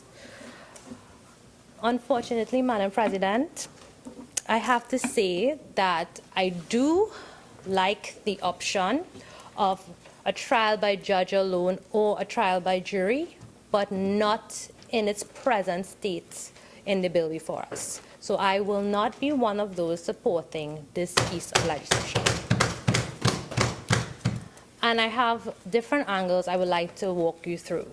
So yes, judges are held at a higher accountability than the population, as it should be, but we cannot forget that judges are human. And I personally cannot and do not support the accused choosing the option of a judge alone trial or a jury. There are alternative recommendations I've seen in other pieces of legislation in different countries, and I will be sharing the advantages and disadvantages of the both trials and how it will relate to us, citizens of Trinidad and Tobago. Now, at the last sitting, Senator Amin made a statement that I have to say I agree with, and that was, and she's here, so if I'm wrong, please correct me. It was a statement that said that justice lies in the hands of the rich. And I have to say I support that statement because it has so much truth in it. Yes, we frown upon it because it's not something we want, but it's something that's existing in our country. And I can give you a very clear example. Now, it's fictional because I'm not yet a millionaire, but aspiring. If I was a millionaire, Madam President, all I have to do is have one friend. And that's all I need. And in the 10th Parliament, there was a debate for the amendment of the judges' remuneration packages, which did not pass. So we do know there's amendment to that piece of legislation. So it is not something that we want. It is unfortunately not fictional, but it's something that exists. I do not know how letting drug lords and high-profile cases or very reputable, favorable persons choosing a judge-alone trial is going to help us. It's going to definitely attack the institution because the public confidence is someone or something that looks at the jury as favorable. They see 12 independent persons and they think that they have the best interests of their country at heart, and that's why they're serving. So that's why they would always have that confidence. When you're putting that weight on a judge's shoulders, it really is something that we really cannot take lightly. There's even a statement that voices of big corporations and millionaires are the only voices Trinidadians hear. We might think that is very far-fetched, Madam President, but if we look at the Express, January 25th, 2017, and there's this statement of the country's corruption ranking plunged from the 72nd out of 168 countries assessed in 2015 to 101 out of 176 countries assessed in 2016. What does this mean? We are more corrupted than in 2015, and not only that, there's only 176 countries assessed, and we're 101. We heard the Senator Sturge speak a lot about Jamaica, and if we look at their corruption ranking, they're higher than us. They're only 83. They're in double digits. We look at Greece, who we know was recently bankrupt, and they are perceived as 69. How is this even possible that we are at this stage? And we even look at our fellow neighbors like St. Lucia and Barbados, and they are like 35 rank, 35 rank and 31. And yet we are at 101, Madam President. I don't know if you understand the severity of that. And that is the perception of the world. So, we're asking a lot of our judges. And I have to ask this statement during this debate. Is it acceptable to have a system that frees 10 guilty men and convicts one innocent man? Many of you may have different opinions of that. And for the listening public, Madam President, through you, there are different types of offenses that are addressed in Trinidad and Tobago, and we heard a lot of it from the lawyers and senior counsel within the chamber. And I just want to break it down. We have summary convictions, which include offenses like common assault, disorderly behavior, and minor criminal damage to property. And these summary offenses are governed by the Act Chapter 1102 and are tried in a magistrate's court by the magistrate.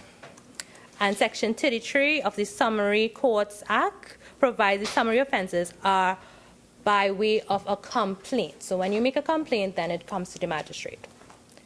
Now before us, we are dealing with indictable offenses such as murder, wounding with intent, and arson.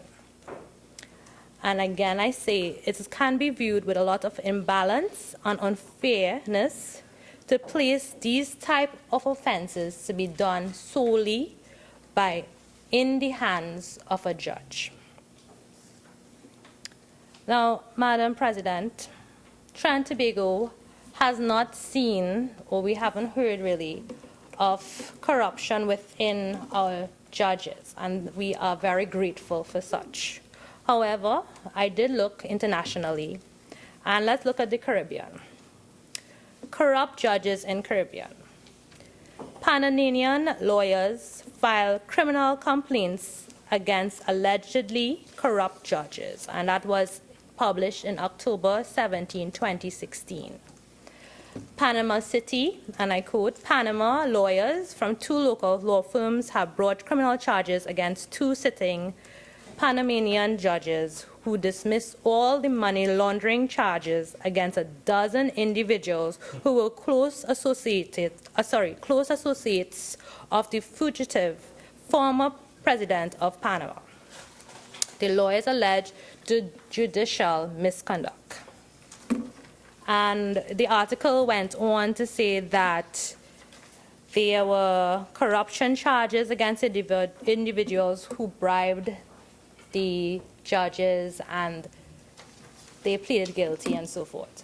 Now, this is one case where we have seen in our history in the Caribbean where we have seen corrupt judges. Now we look at the U.S. And the U.S. also had a case, and this is taken from an article of 5 corrupt judges and the countless lives that tried to destroy. And there's a case study that was discussed in this article about Judge Thomas J. Maloney, who was a judge in Illinois from 1977 to 1991. And this judge was the focus of many investigations based on bribes, corruption. They even affiliated him with the mafia murders, gangsters, and so forth. So, Madam President, it is not strange to think that judges can be corrupted. Now, we have been blessed to not have judges with such ethical values. But we do have... Senator Ramkissoon, just... Minister, could you just take the phone outside and perhaps try and get it off? Thank you. Senator Ram. Thank you, Madam President. So, just to make another point, a lot of persons or a lot of senators have quoted from the Honorable Chief Justice address for the opening law term 2016-2017.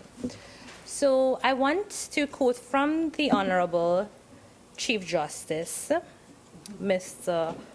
Justice Ivor Archie, in his address at the annual Anti-Corruption Conference of the Trinidad and Tobago Transparency Institute on March 14, 2014. And there was key points made in this conference that I felt was quite alarming as a citizen of Trinidad and Tobago to learn of. 1, bribery is widespread overall. More than 1 in 4 people, which is 27%, report having paid a bribe in the last 12 months when interacting with key public institutions and services. This is Trinidad and Tobago, Madam President. The second point that I found quite alarming was among the 8 services evaluated, the police and the judiciary are seen as the 2 most bribery prone. An estimated 31% of the people who came into contact with the police report having paid a bribe. For those interacting with the judiciary, the share is 24%. And this is from the Honorable, the Chief Justice of Trinidad and Tobago, made in 2014. And again, we're looking at it that we're trying to make our system better for the citizens of Trinidad and Tobago by allowing them, the accused of crimes, of indictable charges, an option to choose a judge-alone trial or a jury trial. And this is the kind of scrutiny you're going to put your judges against if we allow this. Another light, another way we can even look at this, in light of our very high crime status and our low detection rate, it is quite reluctant to put a weight on a judge to convict a criminal, accused, because you are innocent until proven guilty. But if you're accused, and I know your reputation, because I live in Trinidad and Tobago, is very small, and you're accused, and I have to now put you to death or to life imprisonment, how is that safe? I am standing here as a senator, and sometimes I hear the comments on the outside, be careful what you say inside there. Now, that is just hearsay, because I say what I have to say because I believe in my country. I believe that we have a purpose here, and it will change. I am hoping and praying it will change. Now, we have to be careful. This is Trinidad and Tobago presently.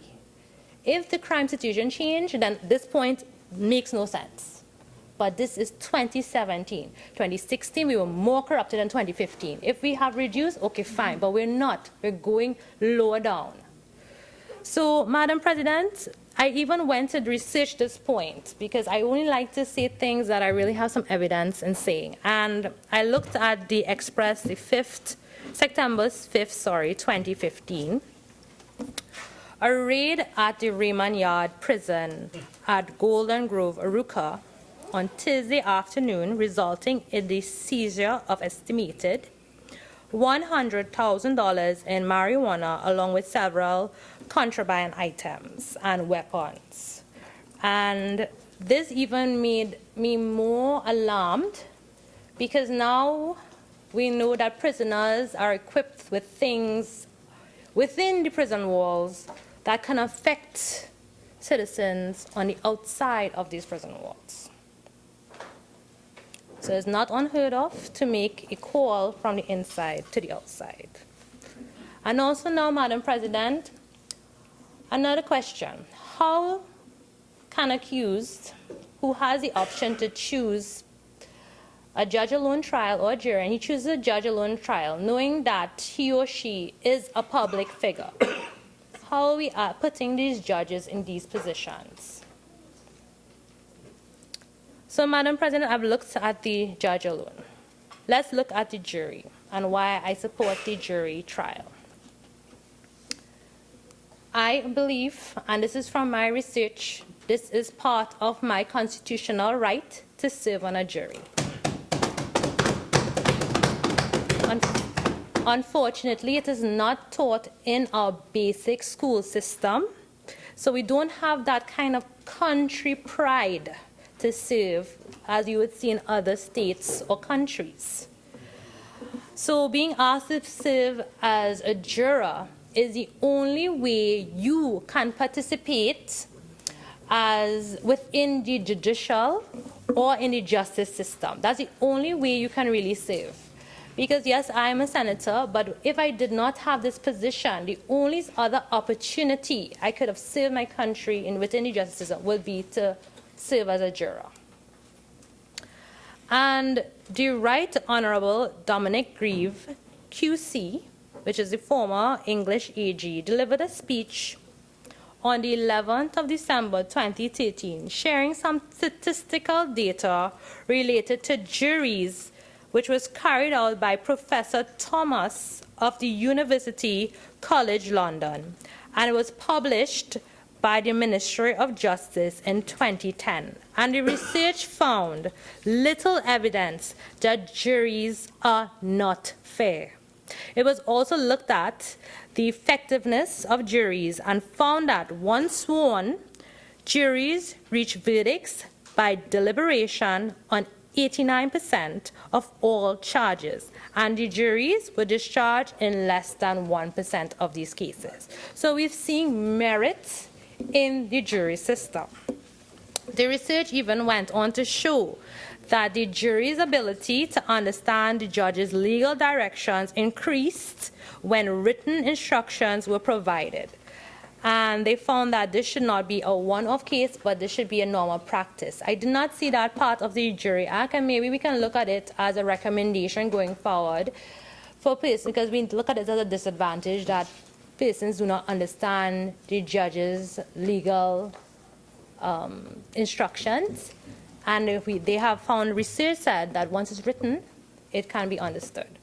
So there are advantages to the jury system where citizens can participate directly with the justice system. Also, there is more public confidence in a jury over the voice of one judge. And this is very important when you're making a statement. Is it acceptable to free 10 guilty men or convict one innocent man? And our system needs to ensure that we protect the rights of our innocent. And Madam President, jury service is based on giving citizens an opportunity to live the principles of our Constitution. Unfortunately, in our country, there's constant erosion of such public confidence, but we need to understand, and the government and those who sit in position needs to understand that the population is crying out, the victims, they want persons to feel safe, protected, those who have been raped, molested, shot, wrongfully accused. These are the voices we serve and represent, and justice is the only hope that the pain will ease and closure will come, and the attackers will not be repeat offenders. So, Madam President, trial by citizens, or trial by peers as we call it, demonstrates the importance of governing oneself through jury service. And majority of our citizens positively contribute to our society, and this is one way for us to serve our country and make a direct choice on how the law should affect an accused citizen. So there are disadvantages to the jury system, like some jurors see it as a hassle between work and domestic obligations. And we have seen, and I believe we heard a little earlier, where the jury pool is depleting because persons are submitting reasons for excuse. And I would like to recommend, if this is not already done, because I didn't find it, for our country to have a jury utilization report. And this is where the state should know how many jurors were utilized for a certain period. And this could really assist us in managing it and ensuring that persons do not think of it as a negative light, but as a positive one. There is the disadvantage again, that is easier to bribe a juror than a judge. And then also, unfortunately, in our country, because we're multicultural, there's a problem of racial biasness. And again, this is something that instructions, culture helps change, so it's something that needs to be managed. As well as trial by Google. I've heard it mentioned earlier by the Honorable AG when he was making an introduction where this was a disadvantage. I unfortunately did not see any cases or find any cases in Trinidad and Tobago that were thrown out because of trial by Google, But I did find a case in 2012, which AG versus Dallas, where a juror did some research online and found that the accused was convicted prior. And because of this, she felt the urge or the need to inform all the other jurors because of the offense that the person had been charged with prior. And unfortunately, this led to a mistrial because the judge got wind of it and it was thrown out and they had to have a new case. But do you know what happened to that juror, Madam President? She was charged with 3 months imprisonment. Now, do you know what happens to a Trinidadian who does that? Nothing. I looked at the Jury Act, Chapter 653, and there's no fine or imprisonment or any consequence to such an action. So again, we are encouraging it. So, Madam President, we are a small country and we get the word on the street. So I do recommend an amendment to the Jury Act if we want to really improve the justice system within our country. Unfortunately, lawyers always want a biased jury because they want to win, and winning is what makes more repetition. So we also have to ensure that we manage it properly. Now, I have read in a case that a U.S. judge was trying to make jurors pay more attention in court. And one of the methods he introduced was to have where after a session, jurors would ask him questions, and if he found the questions were valid, he would table them to the lawyers. And I felt that was very nice because it encouraged interactive listening. Now, not every judge likes that, so maybe we could implement it for those who prefer such trials to ensure that we target and allow the young jurors to have a say, because yes, it is difficult to sit still and listen. So if we want a functioning justice system, an improved justice system, this is one of the recommendations we could look at. Madam President, I do hope my arguments don't go unnoticed, since this bill is a simple majority and we may not be needed in casting a vote. However, for consistency, I did review the different bills, which was the Criminal Procedure Act, Chapter 1202 and 1108, which is offenses. And I did not see the amendment to allow judge-alone trials in a certain amount of clauses in Chapter 1202, and I'm not sure why, so I'm just going to list them for consistency within the legislation. And that is Clause 33, Clause 46, Clause 51(1), and Clause 2. 51(1) and 2. All right, so in conclusion, Madam President, we are here to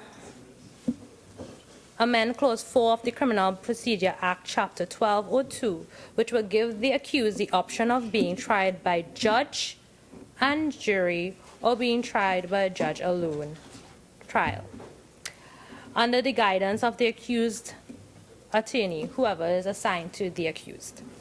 Now, again, I do not support this present legislation in this form, but I do recommend that if we are allowing a judge-alone trial, we should have it under guidelines, such as, and this is taken from the UK system, guidelines such as, if it is the cases of technical or trivial nature, or where the issue to be determined is one of law, or where the judicial directions or other measures will prove inadequate to address, or where the pre-trial is more a public matter and we can sway the jury because of the publicity the accused is getting. Also, another case is where evidence is technical or likely to raise lengthy arguments as to its inadmissibility. So those are options that we should look at before we go to say, okay, judge-alone trials or jury trials. So again, in closing, all indictable cases should have the right to a trial by jury, but if the accused is willing to waive his or her right, it should be done under grounds determined by the court. Madam President, I've made a couple of recommendations, and I do recommend the amendment of the Jury Act, Chapter 653, to allow guidelines to be written, and for members who would like to waive their rights, that they have significant information. Also, Clause 22 of that said act should definitely not exist, where a judge may determine the composition of a jury and may exempt women from service. I do not know why that law exists in our act. It was amended. Well, it's seen as amended, but it still has the exemption to grant such. But maybe it has been amended. I stand corrected if it is amended. Madam President, I've heard in the public that many have asked, does this present legislation address backlog? And if we turn to the bill before us, the Miscellaneous Provisions Trial by Judge alone, Bill 2015, and we look at Clause 5, and that is for Chapter 1202, and it says, the Act does not apply to any trial on indictment that began under the Criminal Procedure Act prior to the commencement of this Act. So in my understanding, this does not deal with backlog.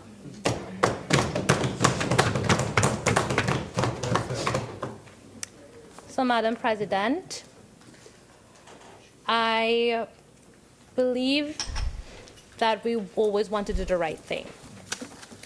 I believe that this is a constitutional matter because it really infringes on the rights of citizens of Trinidad and Tobago. We are perceived 101 corrupted. And now we are putting these weights in a corrupted society on the judgment of one. I feel that is very unsafe, unfair, very imbalanced. And I would like to suggest we relook at this. I have given guidelines that I've seen in other legislations and have been proved to be successful if we really want to go with the option, because it is a nice option to shorten cases. But Madam President, I am sure there have been discussions, as I am not a lawyer, so I'm not that inside the loop as others, but from the outside, it doesn't feel fair. And as I said, if I was a millionaire, I would probably be happy. But if I'm poor, I wouldn't. So, Madam President, we need to make sure when we have legislation passed, it needs to affect the majority and not the minority. With those few words, Madam President, I thank you. Senator Dookie. Thank you very much, Madam President. I'm very happy to have the opportunity to join this debate. And in doing so, Madam President, let me reiterate the government's commitment to intervening and engaging in actions to confront the challenges which face our nation. We do so, Madam President, by building the right type of architecture and infrastructure to address our social issues, our economic and financial issues, and in this case, address issues pertaining to crime. I too, Madam President, in a more serious way, would like to congratulate our very distinguished Attorney General for continuing to bring to the Parliament legislation, in this case, a part of the entire architecture, continuing to bring to the Parliament legislation despite the obstructionist attempt by some, in particular the opposition. And I want to remind the country, Madam President, that it is the opposition philosophy, the UNC philosophy in opposition, to make the country ungovernable. Those are the words of the UNC. So I most sincerely congratulate our very distinguished Attorney General, the Honorable Faris Alwari, despite the noise and confusion from the opposite side. And in the midst of that confusion, let me at this time remind the country, Madam President, that the alternative to the PNM is chaos and confusion and corruption. I congratulate the Attorney General, Madam President, because I see he is building an architecture, a legislative architecture, to deal with the issue of crime. And we would know, Madam President, that there are measures that came before us already, and there are those in train. We would remember anti-terrorism. The motor vehicle legislation is on train to Parliament and the Senate. The measure to deal with preliminary inquiries, plea bargaining, land administration, the Global Forum, which has a connectivity to FATCA, FIU, the Companies Act, and all these individual construct, Madam President, as independent interventions, but more than that, loaded together in a latent construct that we can describe as our legislative architecture to deal with crime. I believe because of the exchanges and the interfaces coming about, because of the high level of correlation among these various measures, will bring exponential benefit to the criminal justice system in Trinidad.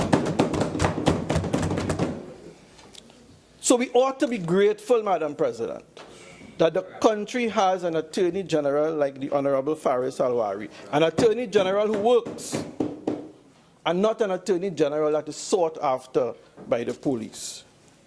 So, Madam President, I think and I believe that there is hope in Trinidad and Tobago, and I have every confidence that the government will continue to engage in the right type of action. Madam President, I think the time has come not just to expose the criminal element, but to expose an organized movement in Trinidad and Tobago who celebrate crime. They rejoice in crime because they believe crime is their political savior.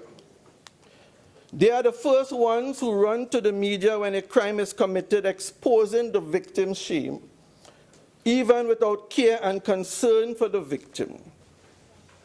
They are the ones who, when a wife is murdered, bring politics in it and expose it to the media.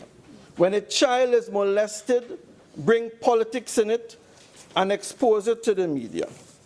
And while we pray and ask God Almighty for our daily bread, there are people in this country who are asking God for a daily dead because, Madam President, their political survival depends on it. I think it is time that we expose those political opportunists, Madam President. And let me assure the country, Madam President, that the opposition has no intention of working with the government to address the issue of crime. We know, Madam President, that there are those who are genuinely concerned, and there are those who would have made issues and raised issues regarding this measure. And we take it, Madam President, and we will act accordingly. But we know, Madam President, there are those who have no intention of engaging in the right type of conduct to deal with crime.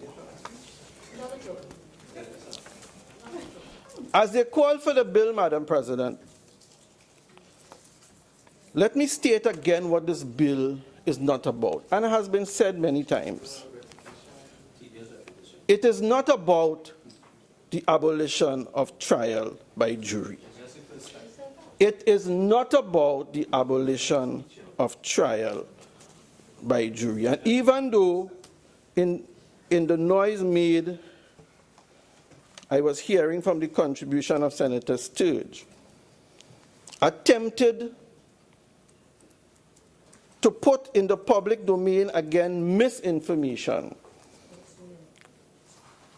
by quoting a half-truth, quoting from the contribution of the Attorney General by attempting to state that the measure before us will result in the abolition of trial by jury.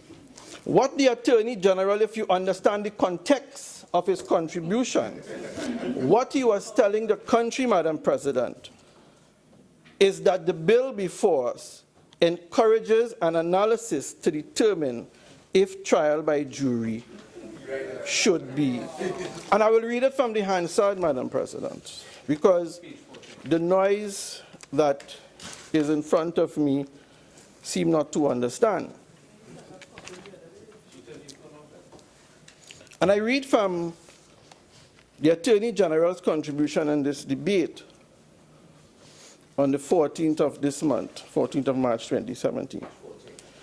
I have to say that the amendments to trial by jury are not new. What is different on this occasion is that we do not seek to completely abolish trial by jury. What we seek to do is to take a halfway house approach and to deal with the election methodology so that we can at least establish some comparators. The Attorney General is highlighting the issue of comparison. Misquote again, confusion and mayhem, the modus operandi of the UNC.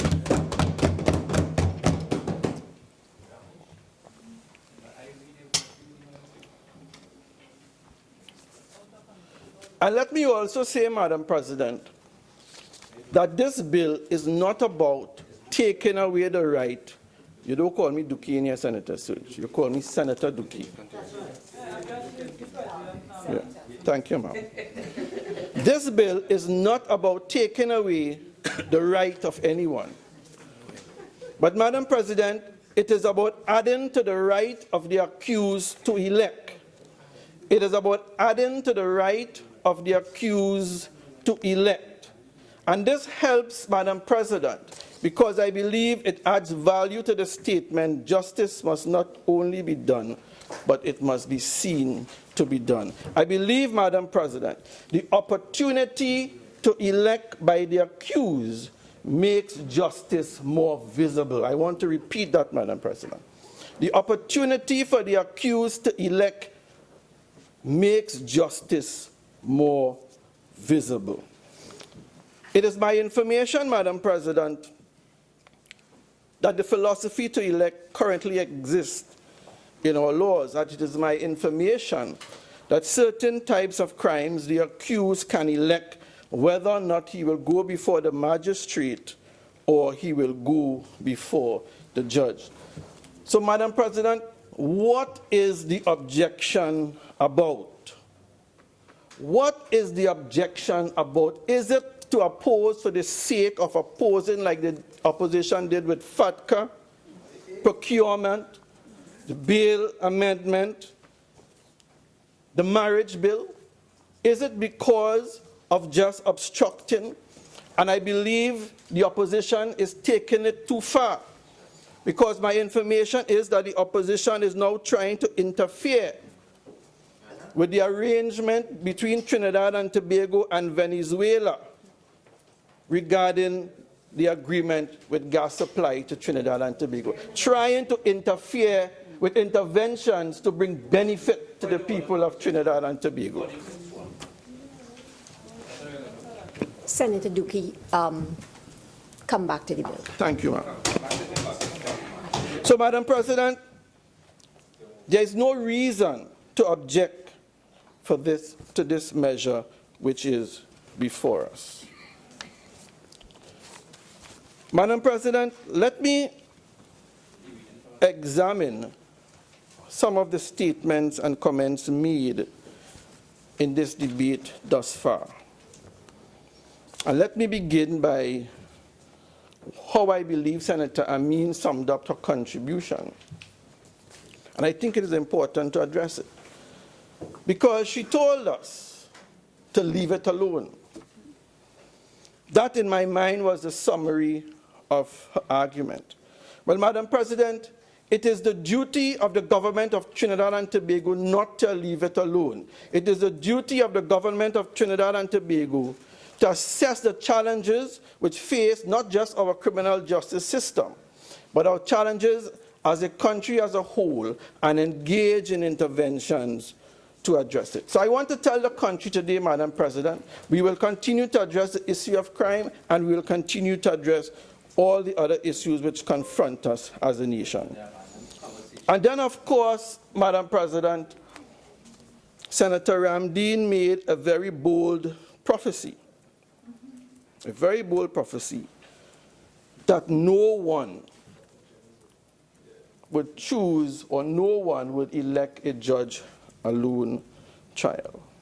Madam President, it is my belief that there are many people, in particular those who are in remand, who want a speedy trial, Madam President, just as those who would have elected the magistrate, as I referred to before, would take advantage of this opportunity. So, Madam President, I think only time will tell.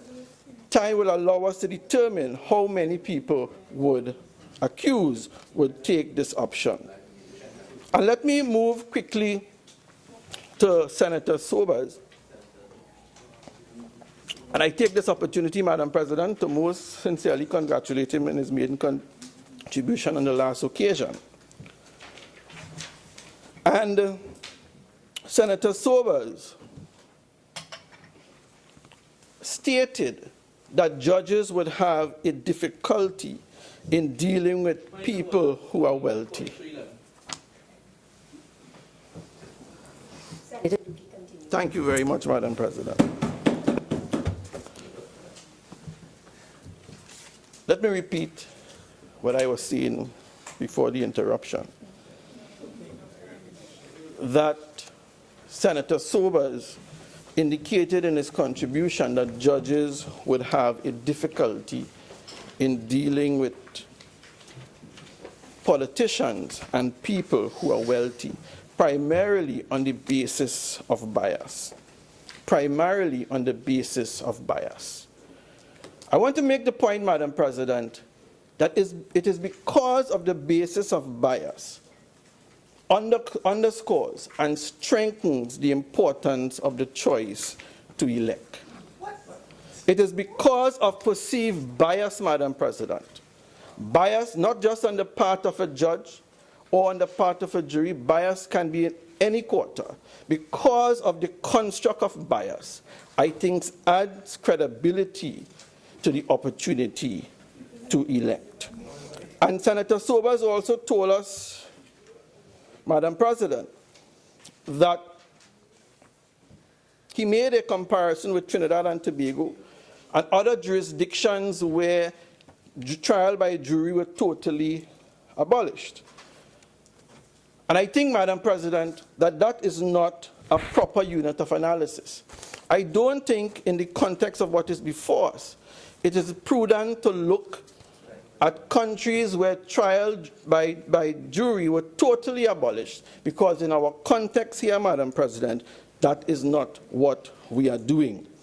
And also, Madam President, the distinguished senator quoted from senior counsel Israel Khan, who stated that his 38 years experience, he has seen no evidence of jury tampering influencing a decision. And the senator summarized by saying, concluding because of that, there is no evidence because of that experience to suggest that any juror was ever tampered with.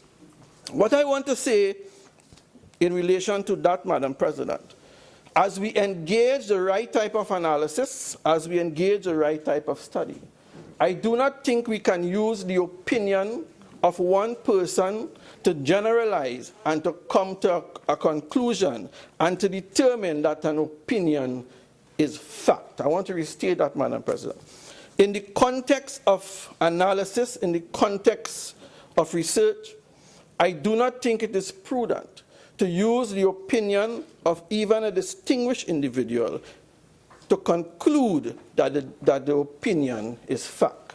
So, Madam President, I don't think the unit of analysis, as I said before, is relevant. And then, Madam President, Senator Sobers hypothesized that it is easier to influence one judge than to influence an entire jury. And he raised the issue of influence. And accordingly, Madam President, let me state that influence is not limited to influence through financial means. A jury can be influenced by information or misinformation. A jury can be influenced by association, by experience, or by training, or a juror, I should say, Madam President. And it is my view that a judge is better trained and better focused, Madam President, to shut out the influence of these variables. So, Madam President, it is my view that because influence is a real possibility, the opportunity to elect is a valid one, and one that I believe will benefit our system. But, Madam President, I come to the contribution of Senator Roach. And I think he made an outstanding contribution, and let me assure you that I am in no way trying to influence the honorable member. But he highlighted a number of things, and one of the things he highlighted, which I believe is relevant to what we are discussing, is the issue of change. And he was underscoring the importance of engaging in new actions, in new type of thinking, in new type of behavior to address situations which confront us. And I think, Madam President, as we engage in interventions to address the issues facing our criminal justice system, we must do exactly what we are doing now by this proposal, by looking at new ways, because the problems that we face today will not be solved by the thinking of today or the knowledge of today. We need to create new knowledge.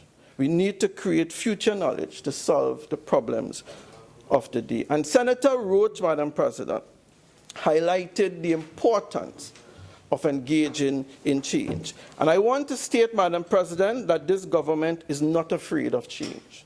This government will embrace change, and this government will act in the best interest of the people of Trinidad and Tobago. And also, Senator Roach highlighted how multifaceted is the criminal justice system, and he spoke about the DPP, the police service, institutions, the political arm.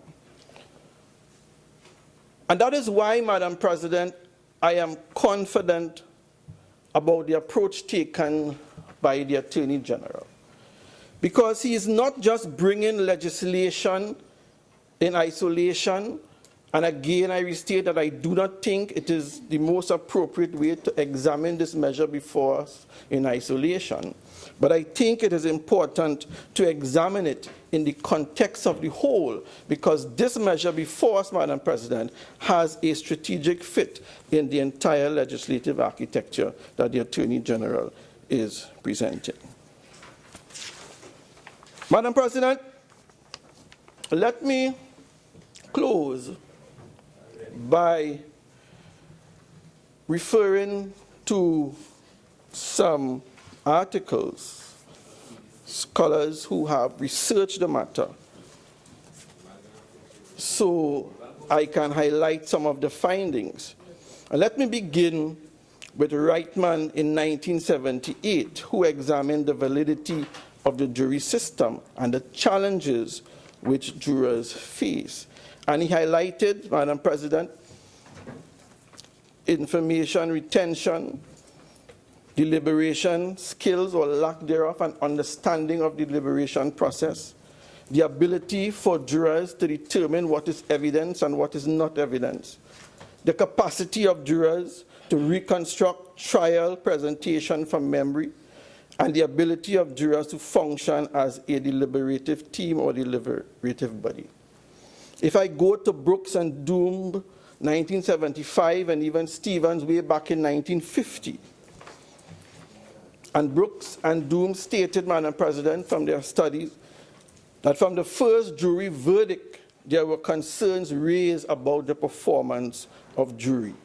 He raised the issue, or they raised the issue of bias pertaining to religion, age, sex, education, and culture. They highlighted the challenges of the increase in case complexity and pointed out to a particular situation in 1903, as far back as 1903, where a British judge refused to allow a jury to determine a case because the court was of the opinion that the court was better able to do so. And also these scholars, Madam President, would have highlighted that over the years there would have been an emergence of legal doctrines. And if I fast forward to 2016, Madam President, Kaplan Jackson, in their work in 2016, examining capital cases as it relates to the jury system, identified challenges such as knowledge of sentencing option, the perception of personal sentencing responsibility, in particular as it relates to the death sentence, and understanding jury instructions. I looked way back, Madam President, from 1950 to 2016, and there is overwhelming evidence to suggest that since the first jury trial, there has been concerns raised about the effectiveness of jury performance. And that tells me, Madam President, that there is need for change. It tells me, Madam President, there is need for intervention such as the ones that have been proposed here today. And I believe, Madam President, as we engage and embrace change, what is before us, if given the opportunity to be operationalized, will bring significant benefit to a criminal justice system and benefits to Trinidad and Tobago. I thank you, Madam President. Samuel.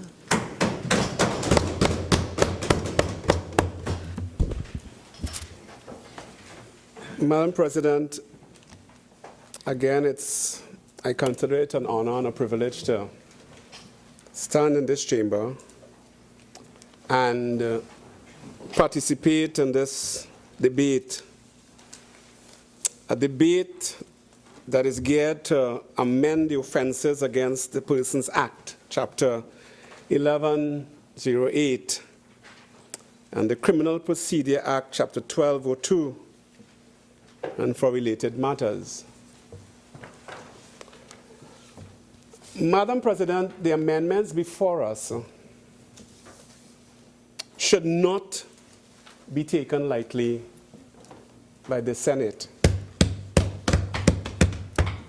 For if we are to take these amendments lightly, we may overlook, Madam President, the damaging impact that it would have upon those that are accused, who, by the way, Madam President, consists of a majority race in the present system, who, by the way, Madam President, consists of many persons who come from unfortunate backgrounds and environments. There are questions, Madam President, that must be answered if they are asked, and they must be honestly answered. Are juries fair? And as we consider the answers to such a question, we must also answer another question. What happens to the perception of justice in Trinidad and Tobago? Seeing that the majority of judges that exist today are persons that originate out of the office that determines if they are to be charged in the first place. What happens to the perception of justice? Because if my job originally is prosecutorial, then how can I sit if that is in my training to deal with things from a neutral standpoint? Training develops us along certain lines.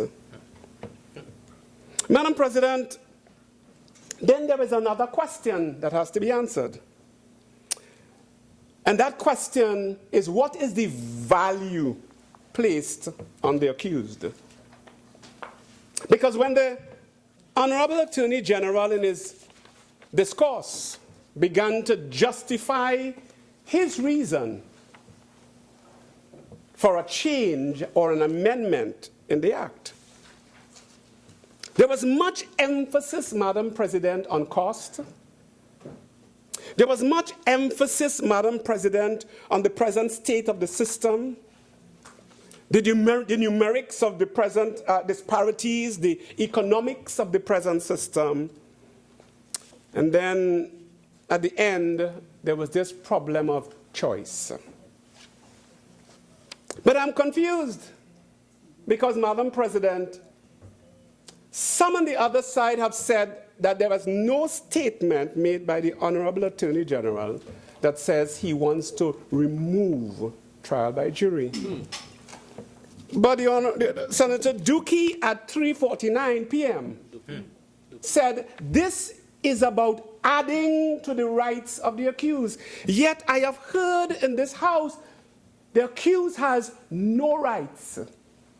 to a jury of trial by his peers. So I'm confused because now it's adding to the rights, and I'm quoting because when I wrote that down, it's adding to the rights when originally we are told by the quotations in this house of high persons in the system that the accused has no right to a trial by jury.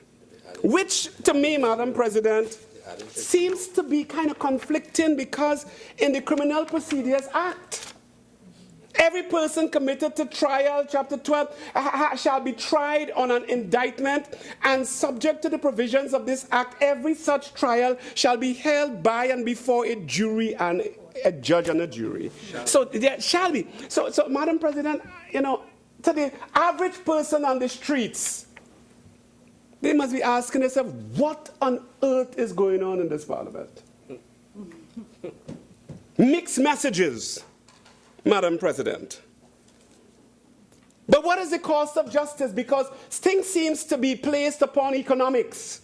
Cost of jury and cost of trials and cost. What is the cost of a life? What is the cost of a person standing for judgment? What's the cost? What value do we place on that? As a matter of fact, Madam President, in an opinion made by Zoe Williams, a writer with regards to a book entitled "We Will All Suffer in the Gulf War in Europe's Judges," he said, justice and cost cannot be pitted against one another. He said, Madam President, justice must be considered on its own terms, and cost must be borne by the state that wishes to call itself just. But Madam President, I'm blown because in the presentation by the Honorable Attorney General and some of his colleagues, cost and economics and saving money seems to be high on the agenda. And Madam President, but we cannot pit justice and cost together. As a matter of fact, it's the responsibility of the state who wishes to consider itself just to bear the cost. Yeah, that's it. We hear that from Brian Lara, though. Taruba. Madam President. No cost on there. 2 billion in Taruba. Madam President, this is a sad state of affairs. How much are you That this is taking place today. That in one breath, we read things that are in the public domain about the abolition and suggestions that trial by jury should be absolutely abolished because we leave things in the hands of more or less 12 kind of unlearned men and women. And I am saddened because if I were to sit on a jury today before all of this is implemented, I would feel that I am not qualified to deal with it. But in times past, those jurors who sat and came up with good judgment and came up with good things, were they illiterate? Was it a fact, Madam President, that they didn't know what they were doing? I believe that they knew what they were doing because over the many years of jurors in Trinidad and Tobago, we have had excellent service from jurors in Trinidad and Tobago. So whether those people before who were told that they had no right to a jury, yet the criminal procedure says they have the right to a jury, whatever they were told, that seems to be confusing because, you know, somebody could say, you told me I had a right when I had no right, or you told me I didn't have a right when I have a right. That could be a cause for an appeal. Because I was misguided, Madam President, because if I was told I had no right, and then at one part I have a right, then I'm existing on confusion, Madam President. And confusion is what is taking place today. Madam President, but talking about rights, I'm concerned. Because rights are important to me. I'm not too sure rights may mean the same thing to every individual, of every ethnicity, of every background. But rights to a person of my descent is important because there was a time in history when my forefathers' rights were absolutely taken away from them. So when a person says, you have no rights, and I remember when I'm not going back to the SSA bill, but we have no rights to privacy, it appears as if this government has embarked upon removing rights of citizens, right by right by right by right. Rights. Be rightless. When my forefathers had no rights to even their own culture, their own name, their own traditions, rights. So everything now, it's about removal of rights and saying I have no rights.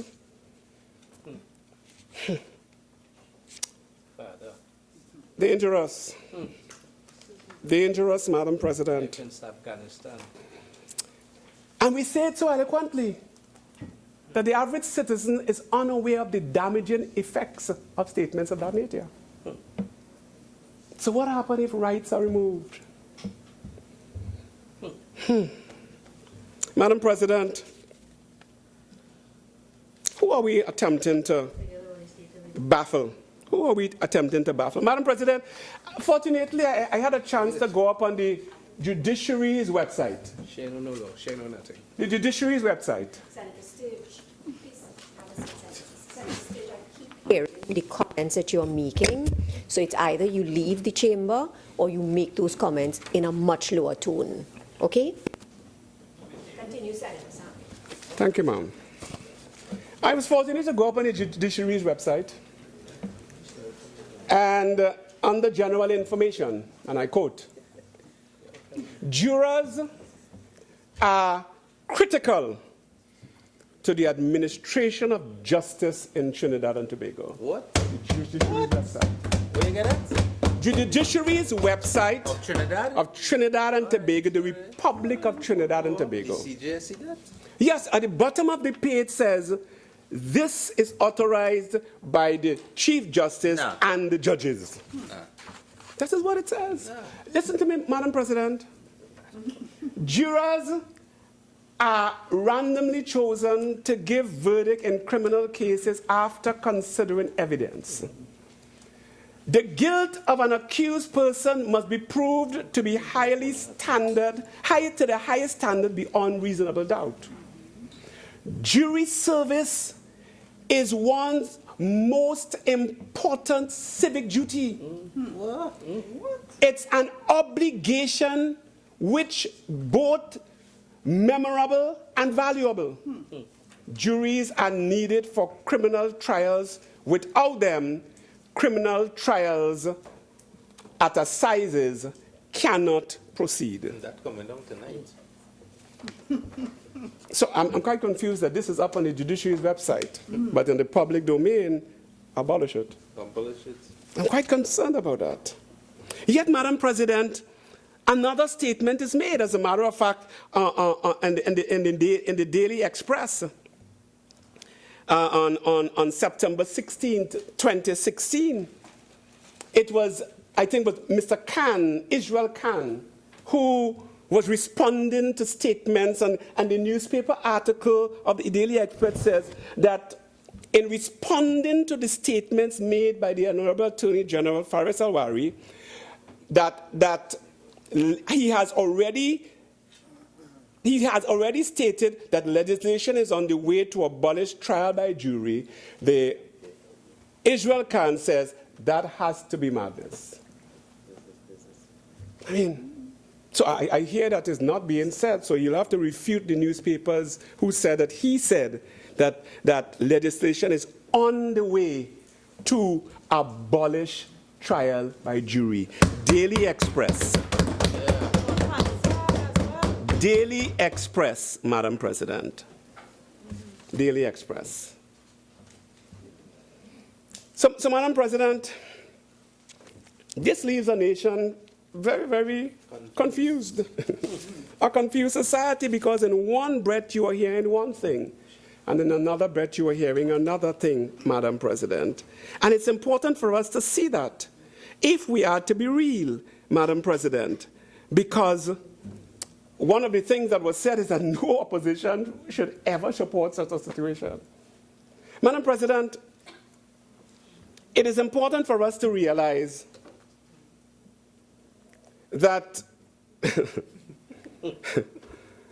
that there is an article, Madam President, published on the 17th of the 17th. The writer is Kim Budram. March 17th, 2017. And the headline is, Ramesh, focus on how low detection rate, not jury issue. Focus on low detection rate, not jury issue.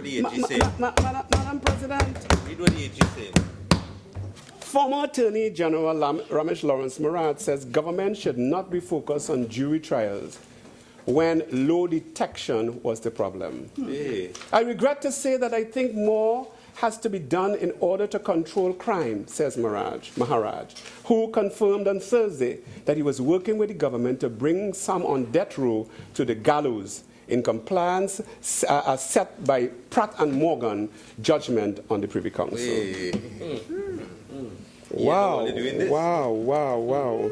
Madam President,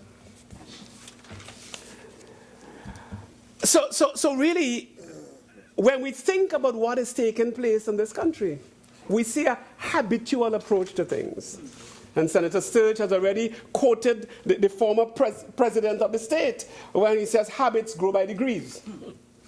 As streams flow into rivers, into seas, and there is a habit to remove your rights, a habit to trivialize certain things that are serious in this country.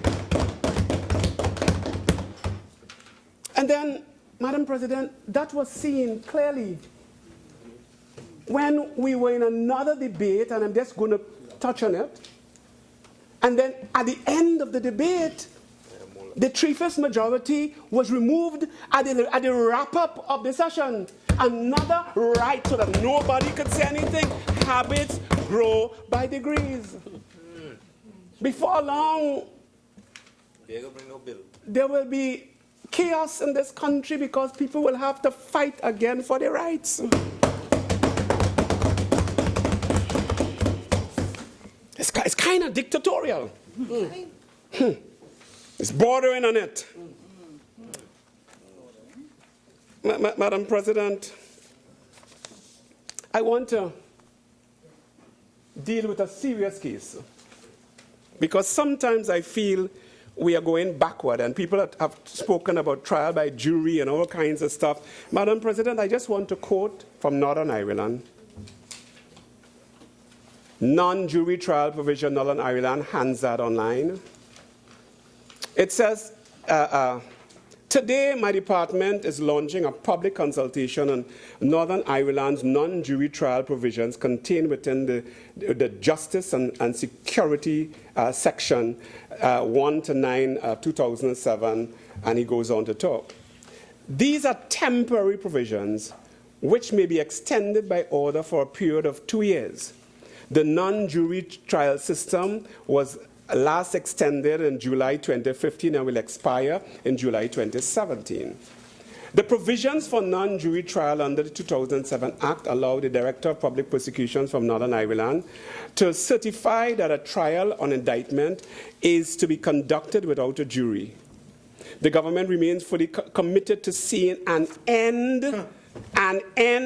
to non-jury trials in Northern Ireland when safe and compatible with the interests of justice. Northern Ireland, Hansard, Madam President. Madam President, we are confused in the society. We are confused in the society, and I believe that we are in the midst of a situation where one writer really says it alluded to Hitler, but I will not allude it to Hitler. The best way to take control over a people and to control them utterly is to take a little of their freedoms at a time, to erode their rights by 1,000 tiny and almost imperceptible reductions. In that way, the people will not see those rights and freedoms being removed until past the point at which those changes can be reversed. Take away rights. Death by 1,000 cuts. Take away freedoms. Tell you have no right. Confuse the society, Madam President. But Madam President, it's as if we are going backward. Because I want to quote a case. And the case, I am certain that those on the other side will never quote this case. But it's a case that has been tried and regularly referred to, not by the legal fraternity, not by the Attorney General. He continues to refer to Lord this and Lord that and Lord. I want to refer to the case of Lord Jesus.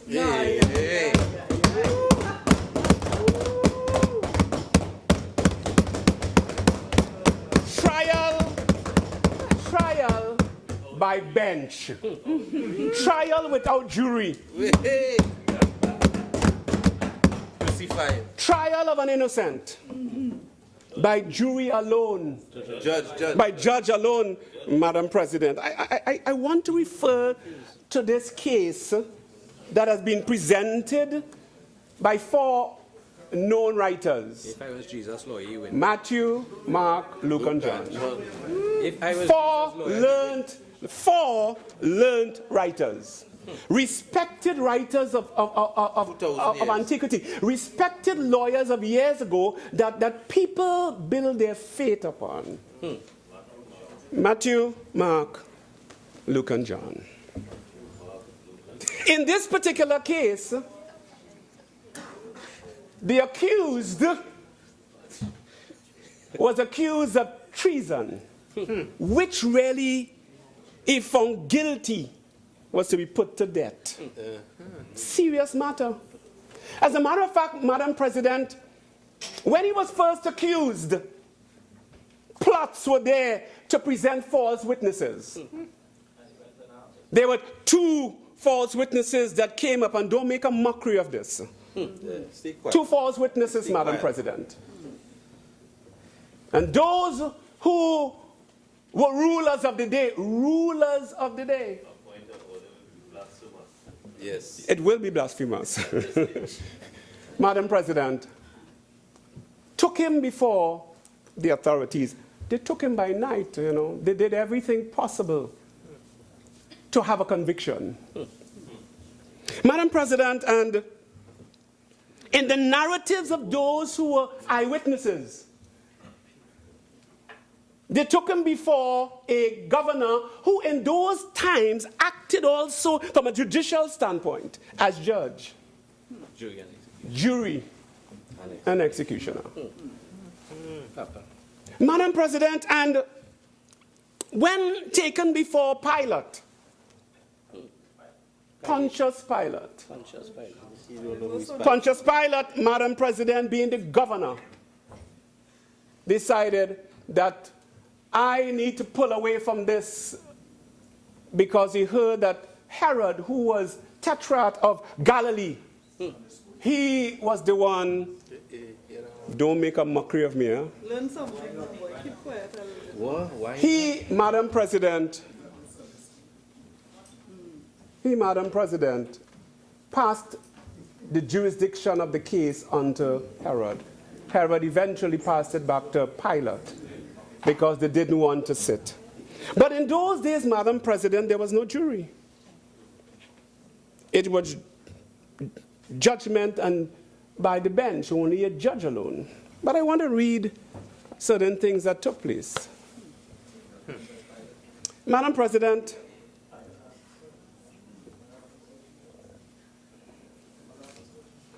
intimidation of one man. Then, I'm quoting from John's Gospel. The chapter is number 19. With permission, ma'am. Yeah, bless them. Then delivered he him, therefore, verse number 16, unto them to be crucified. And they took Jesus and led him away. But to back up to that, Madam President, all through this case, the judge keeps saying, I find no fault in this man. But when the public started to press, the public started to say, if you release this man, we'll accuse you of being against Caesar.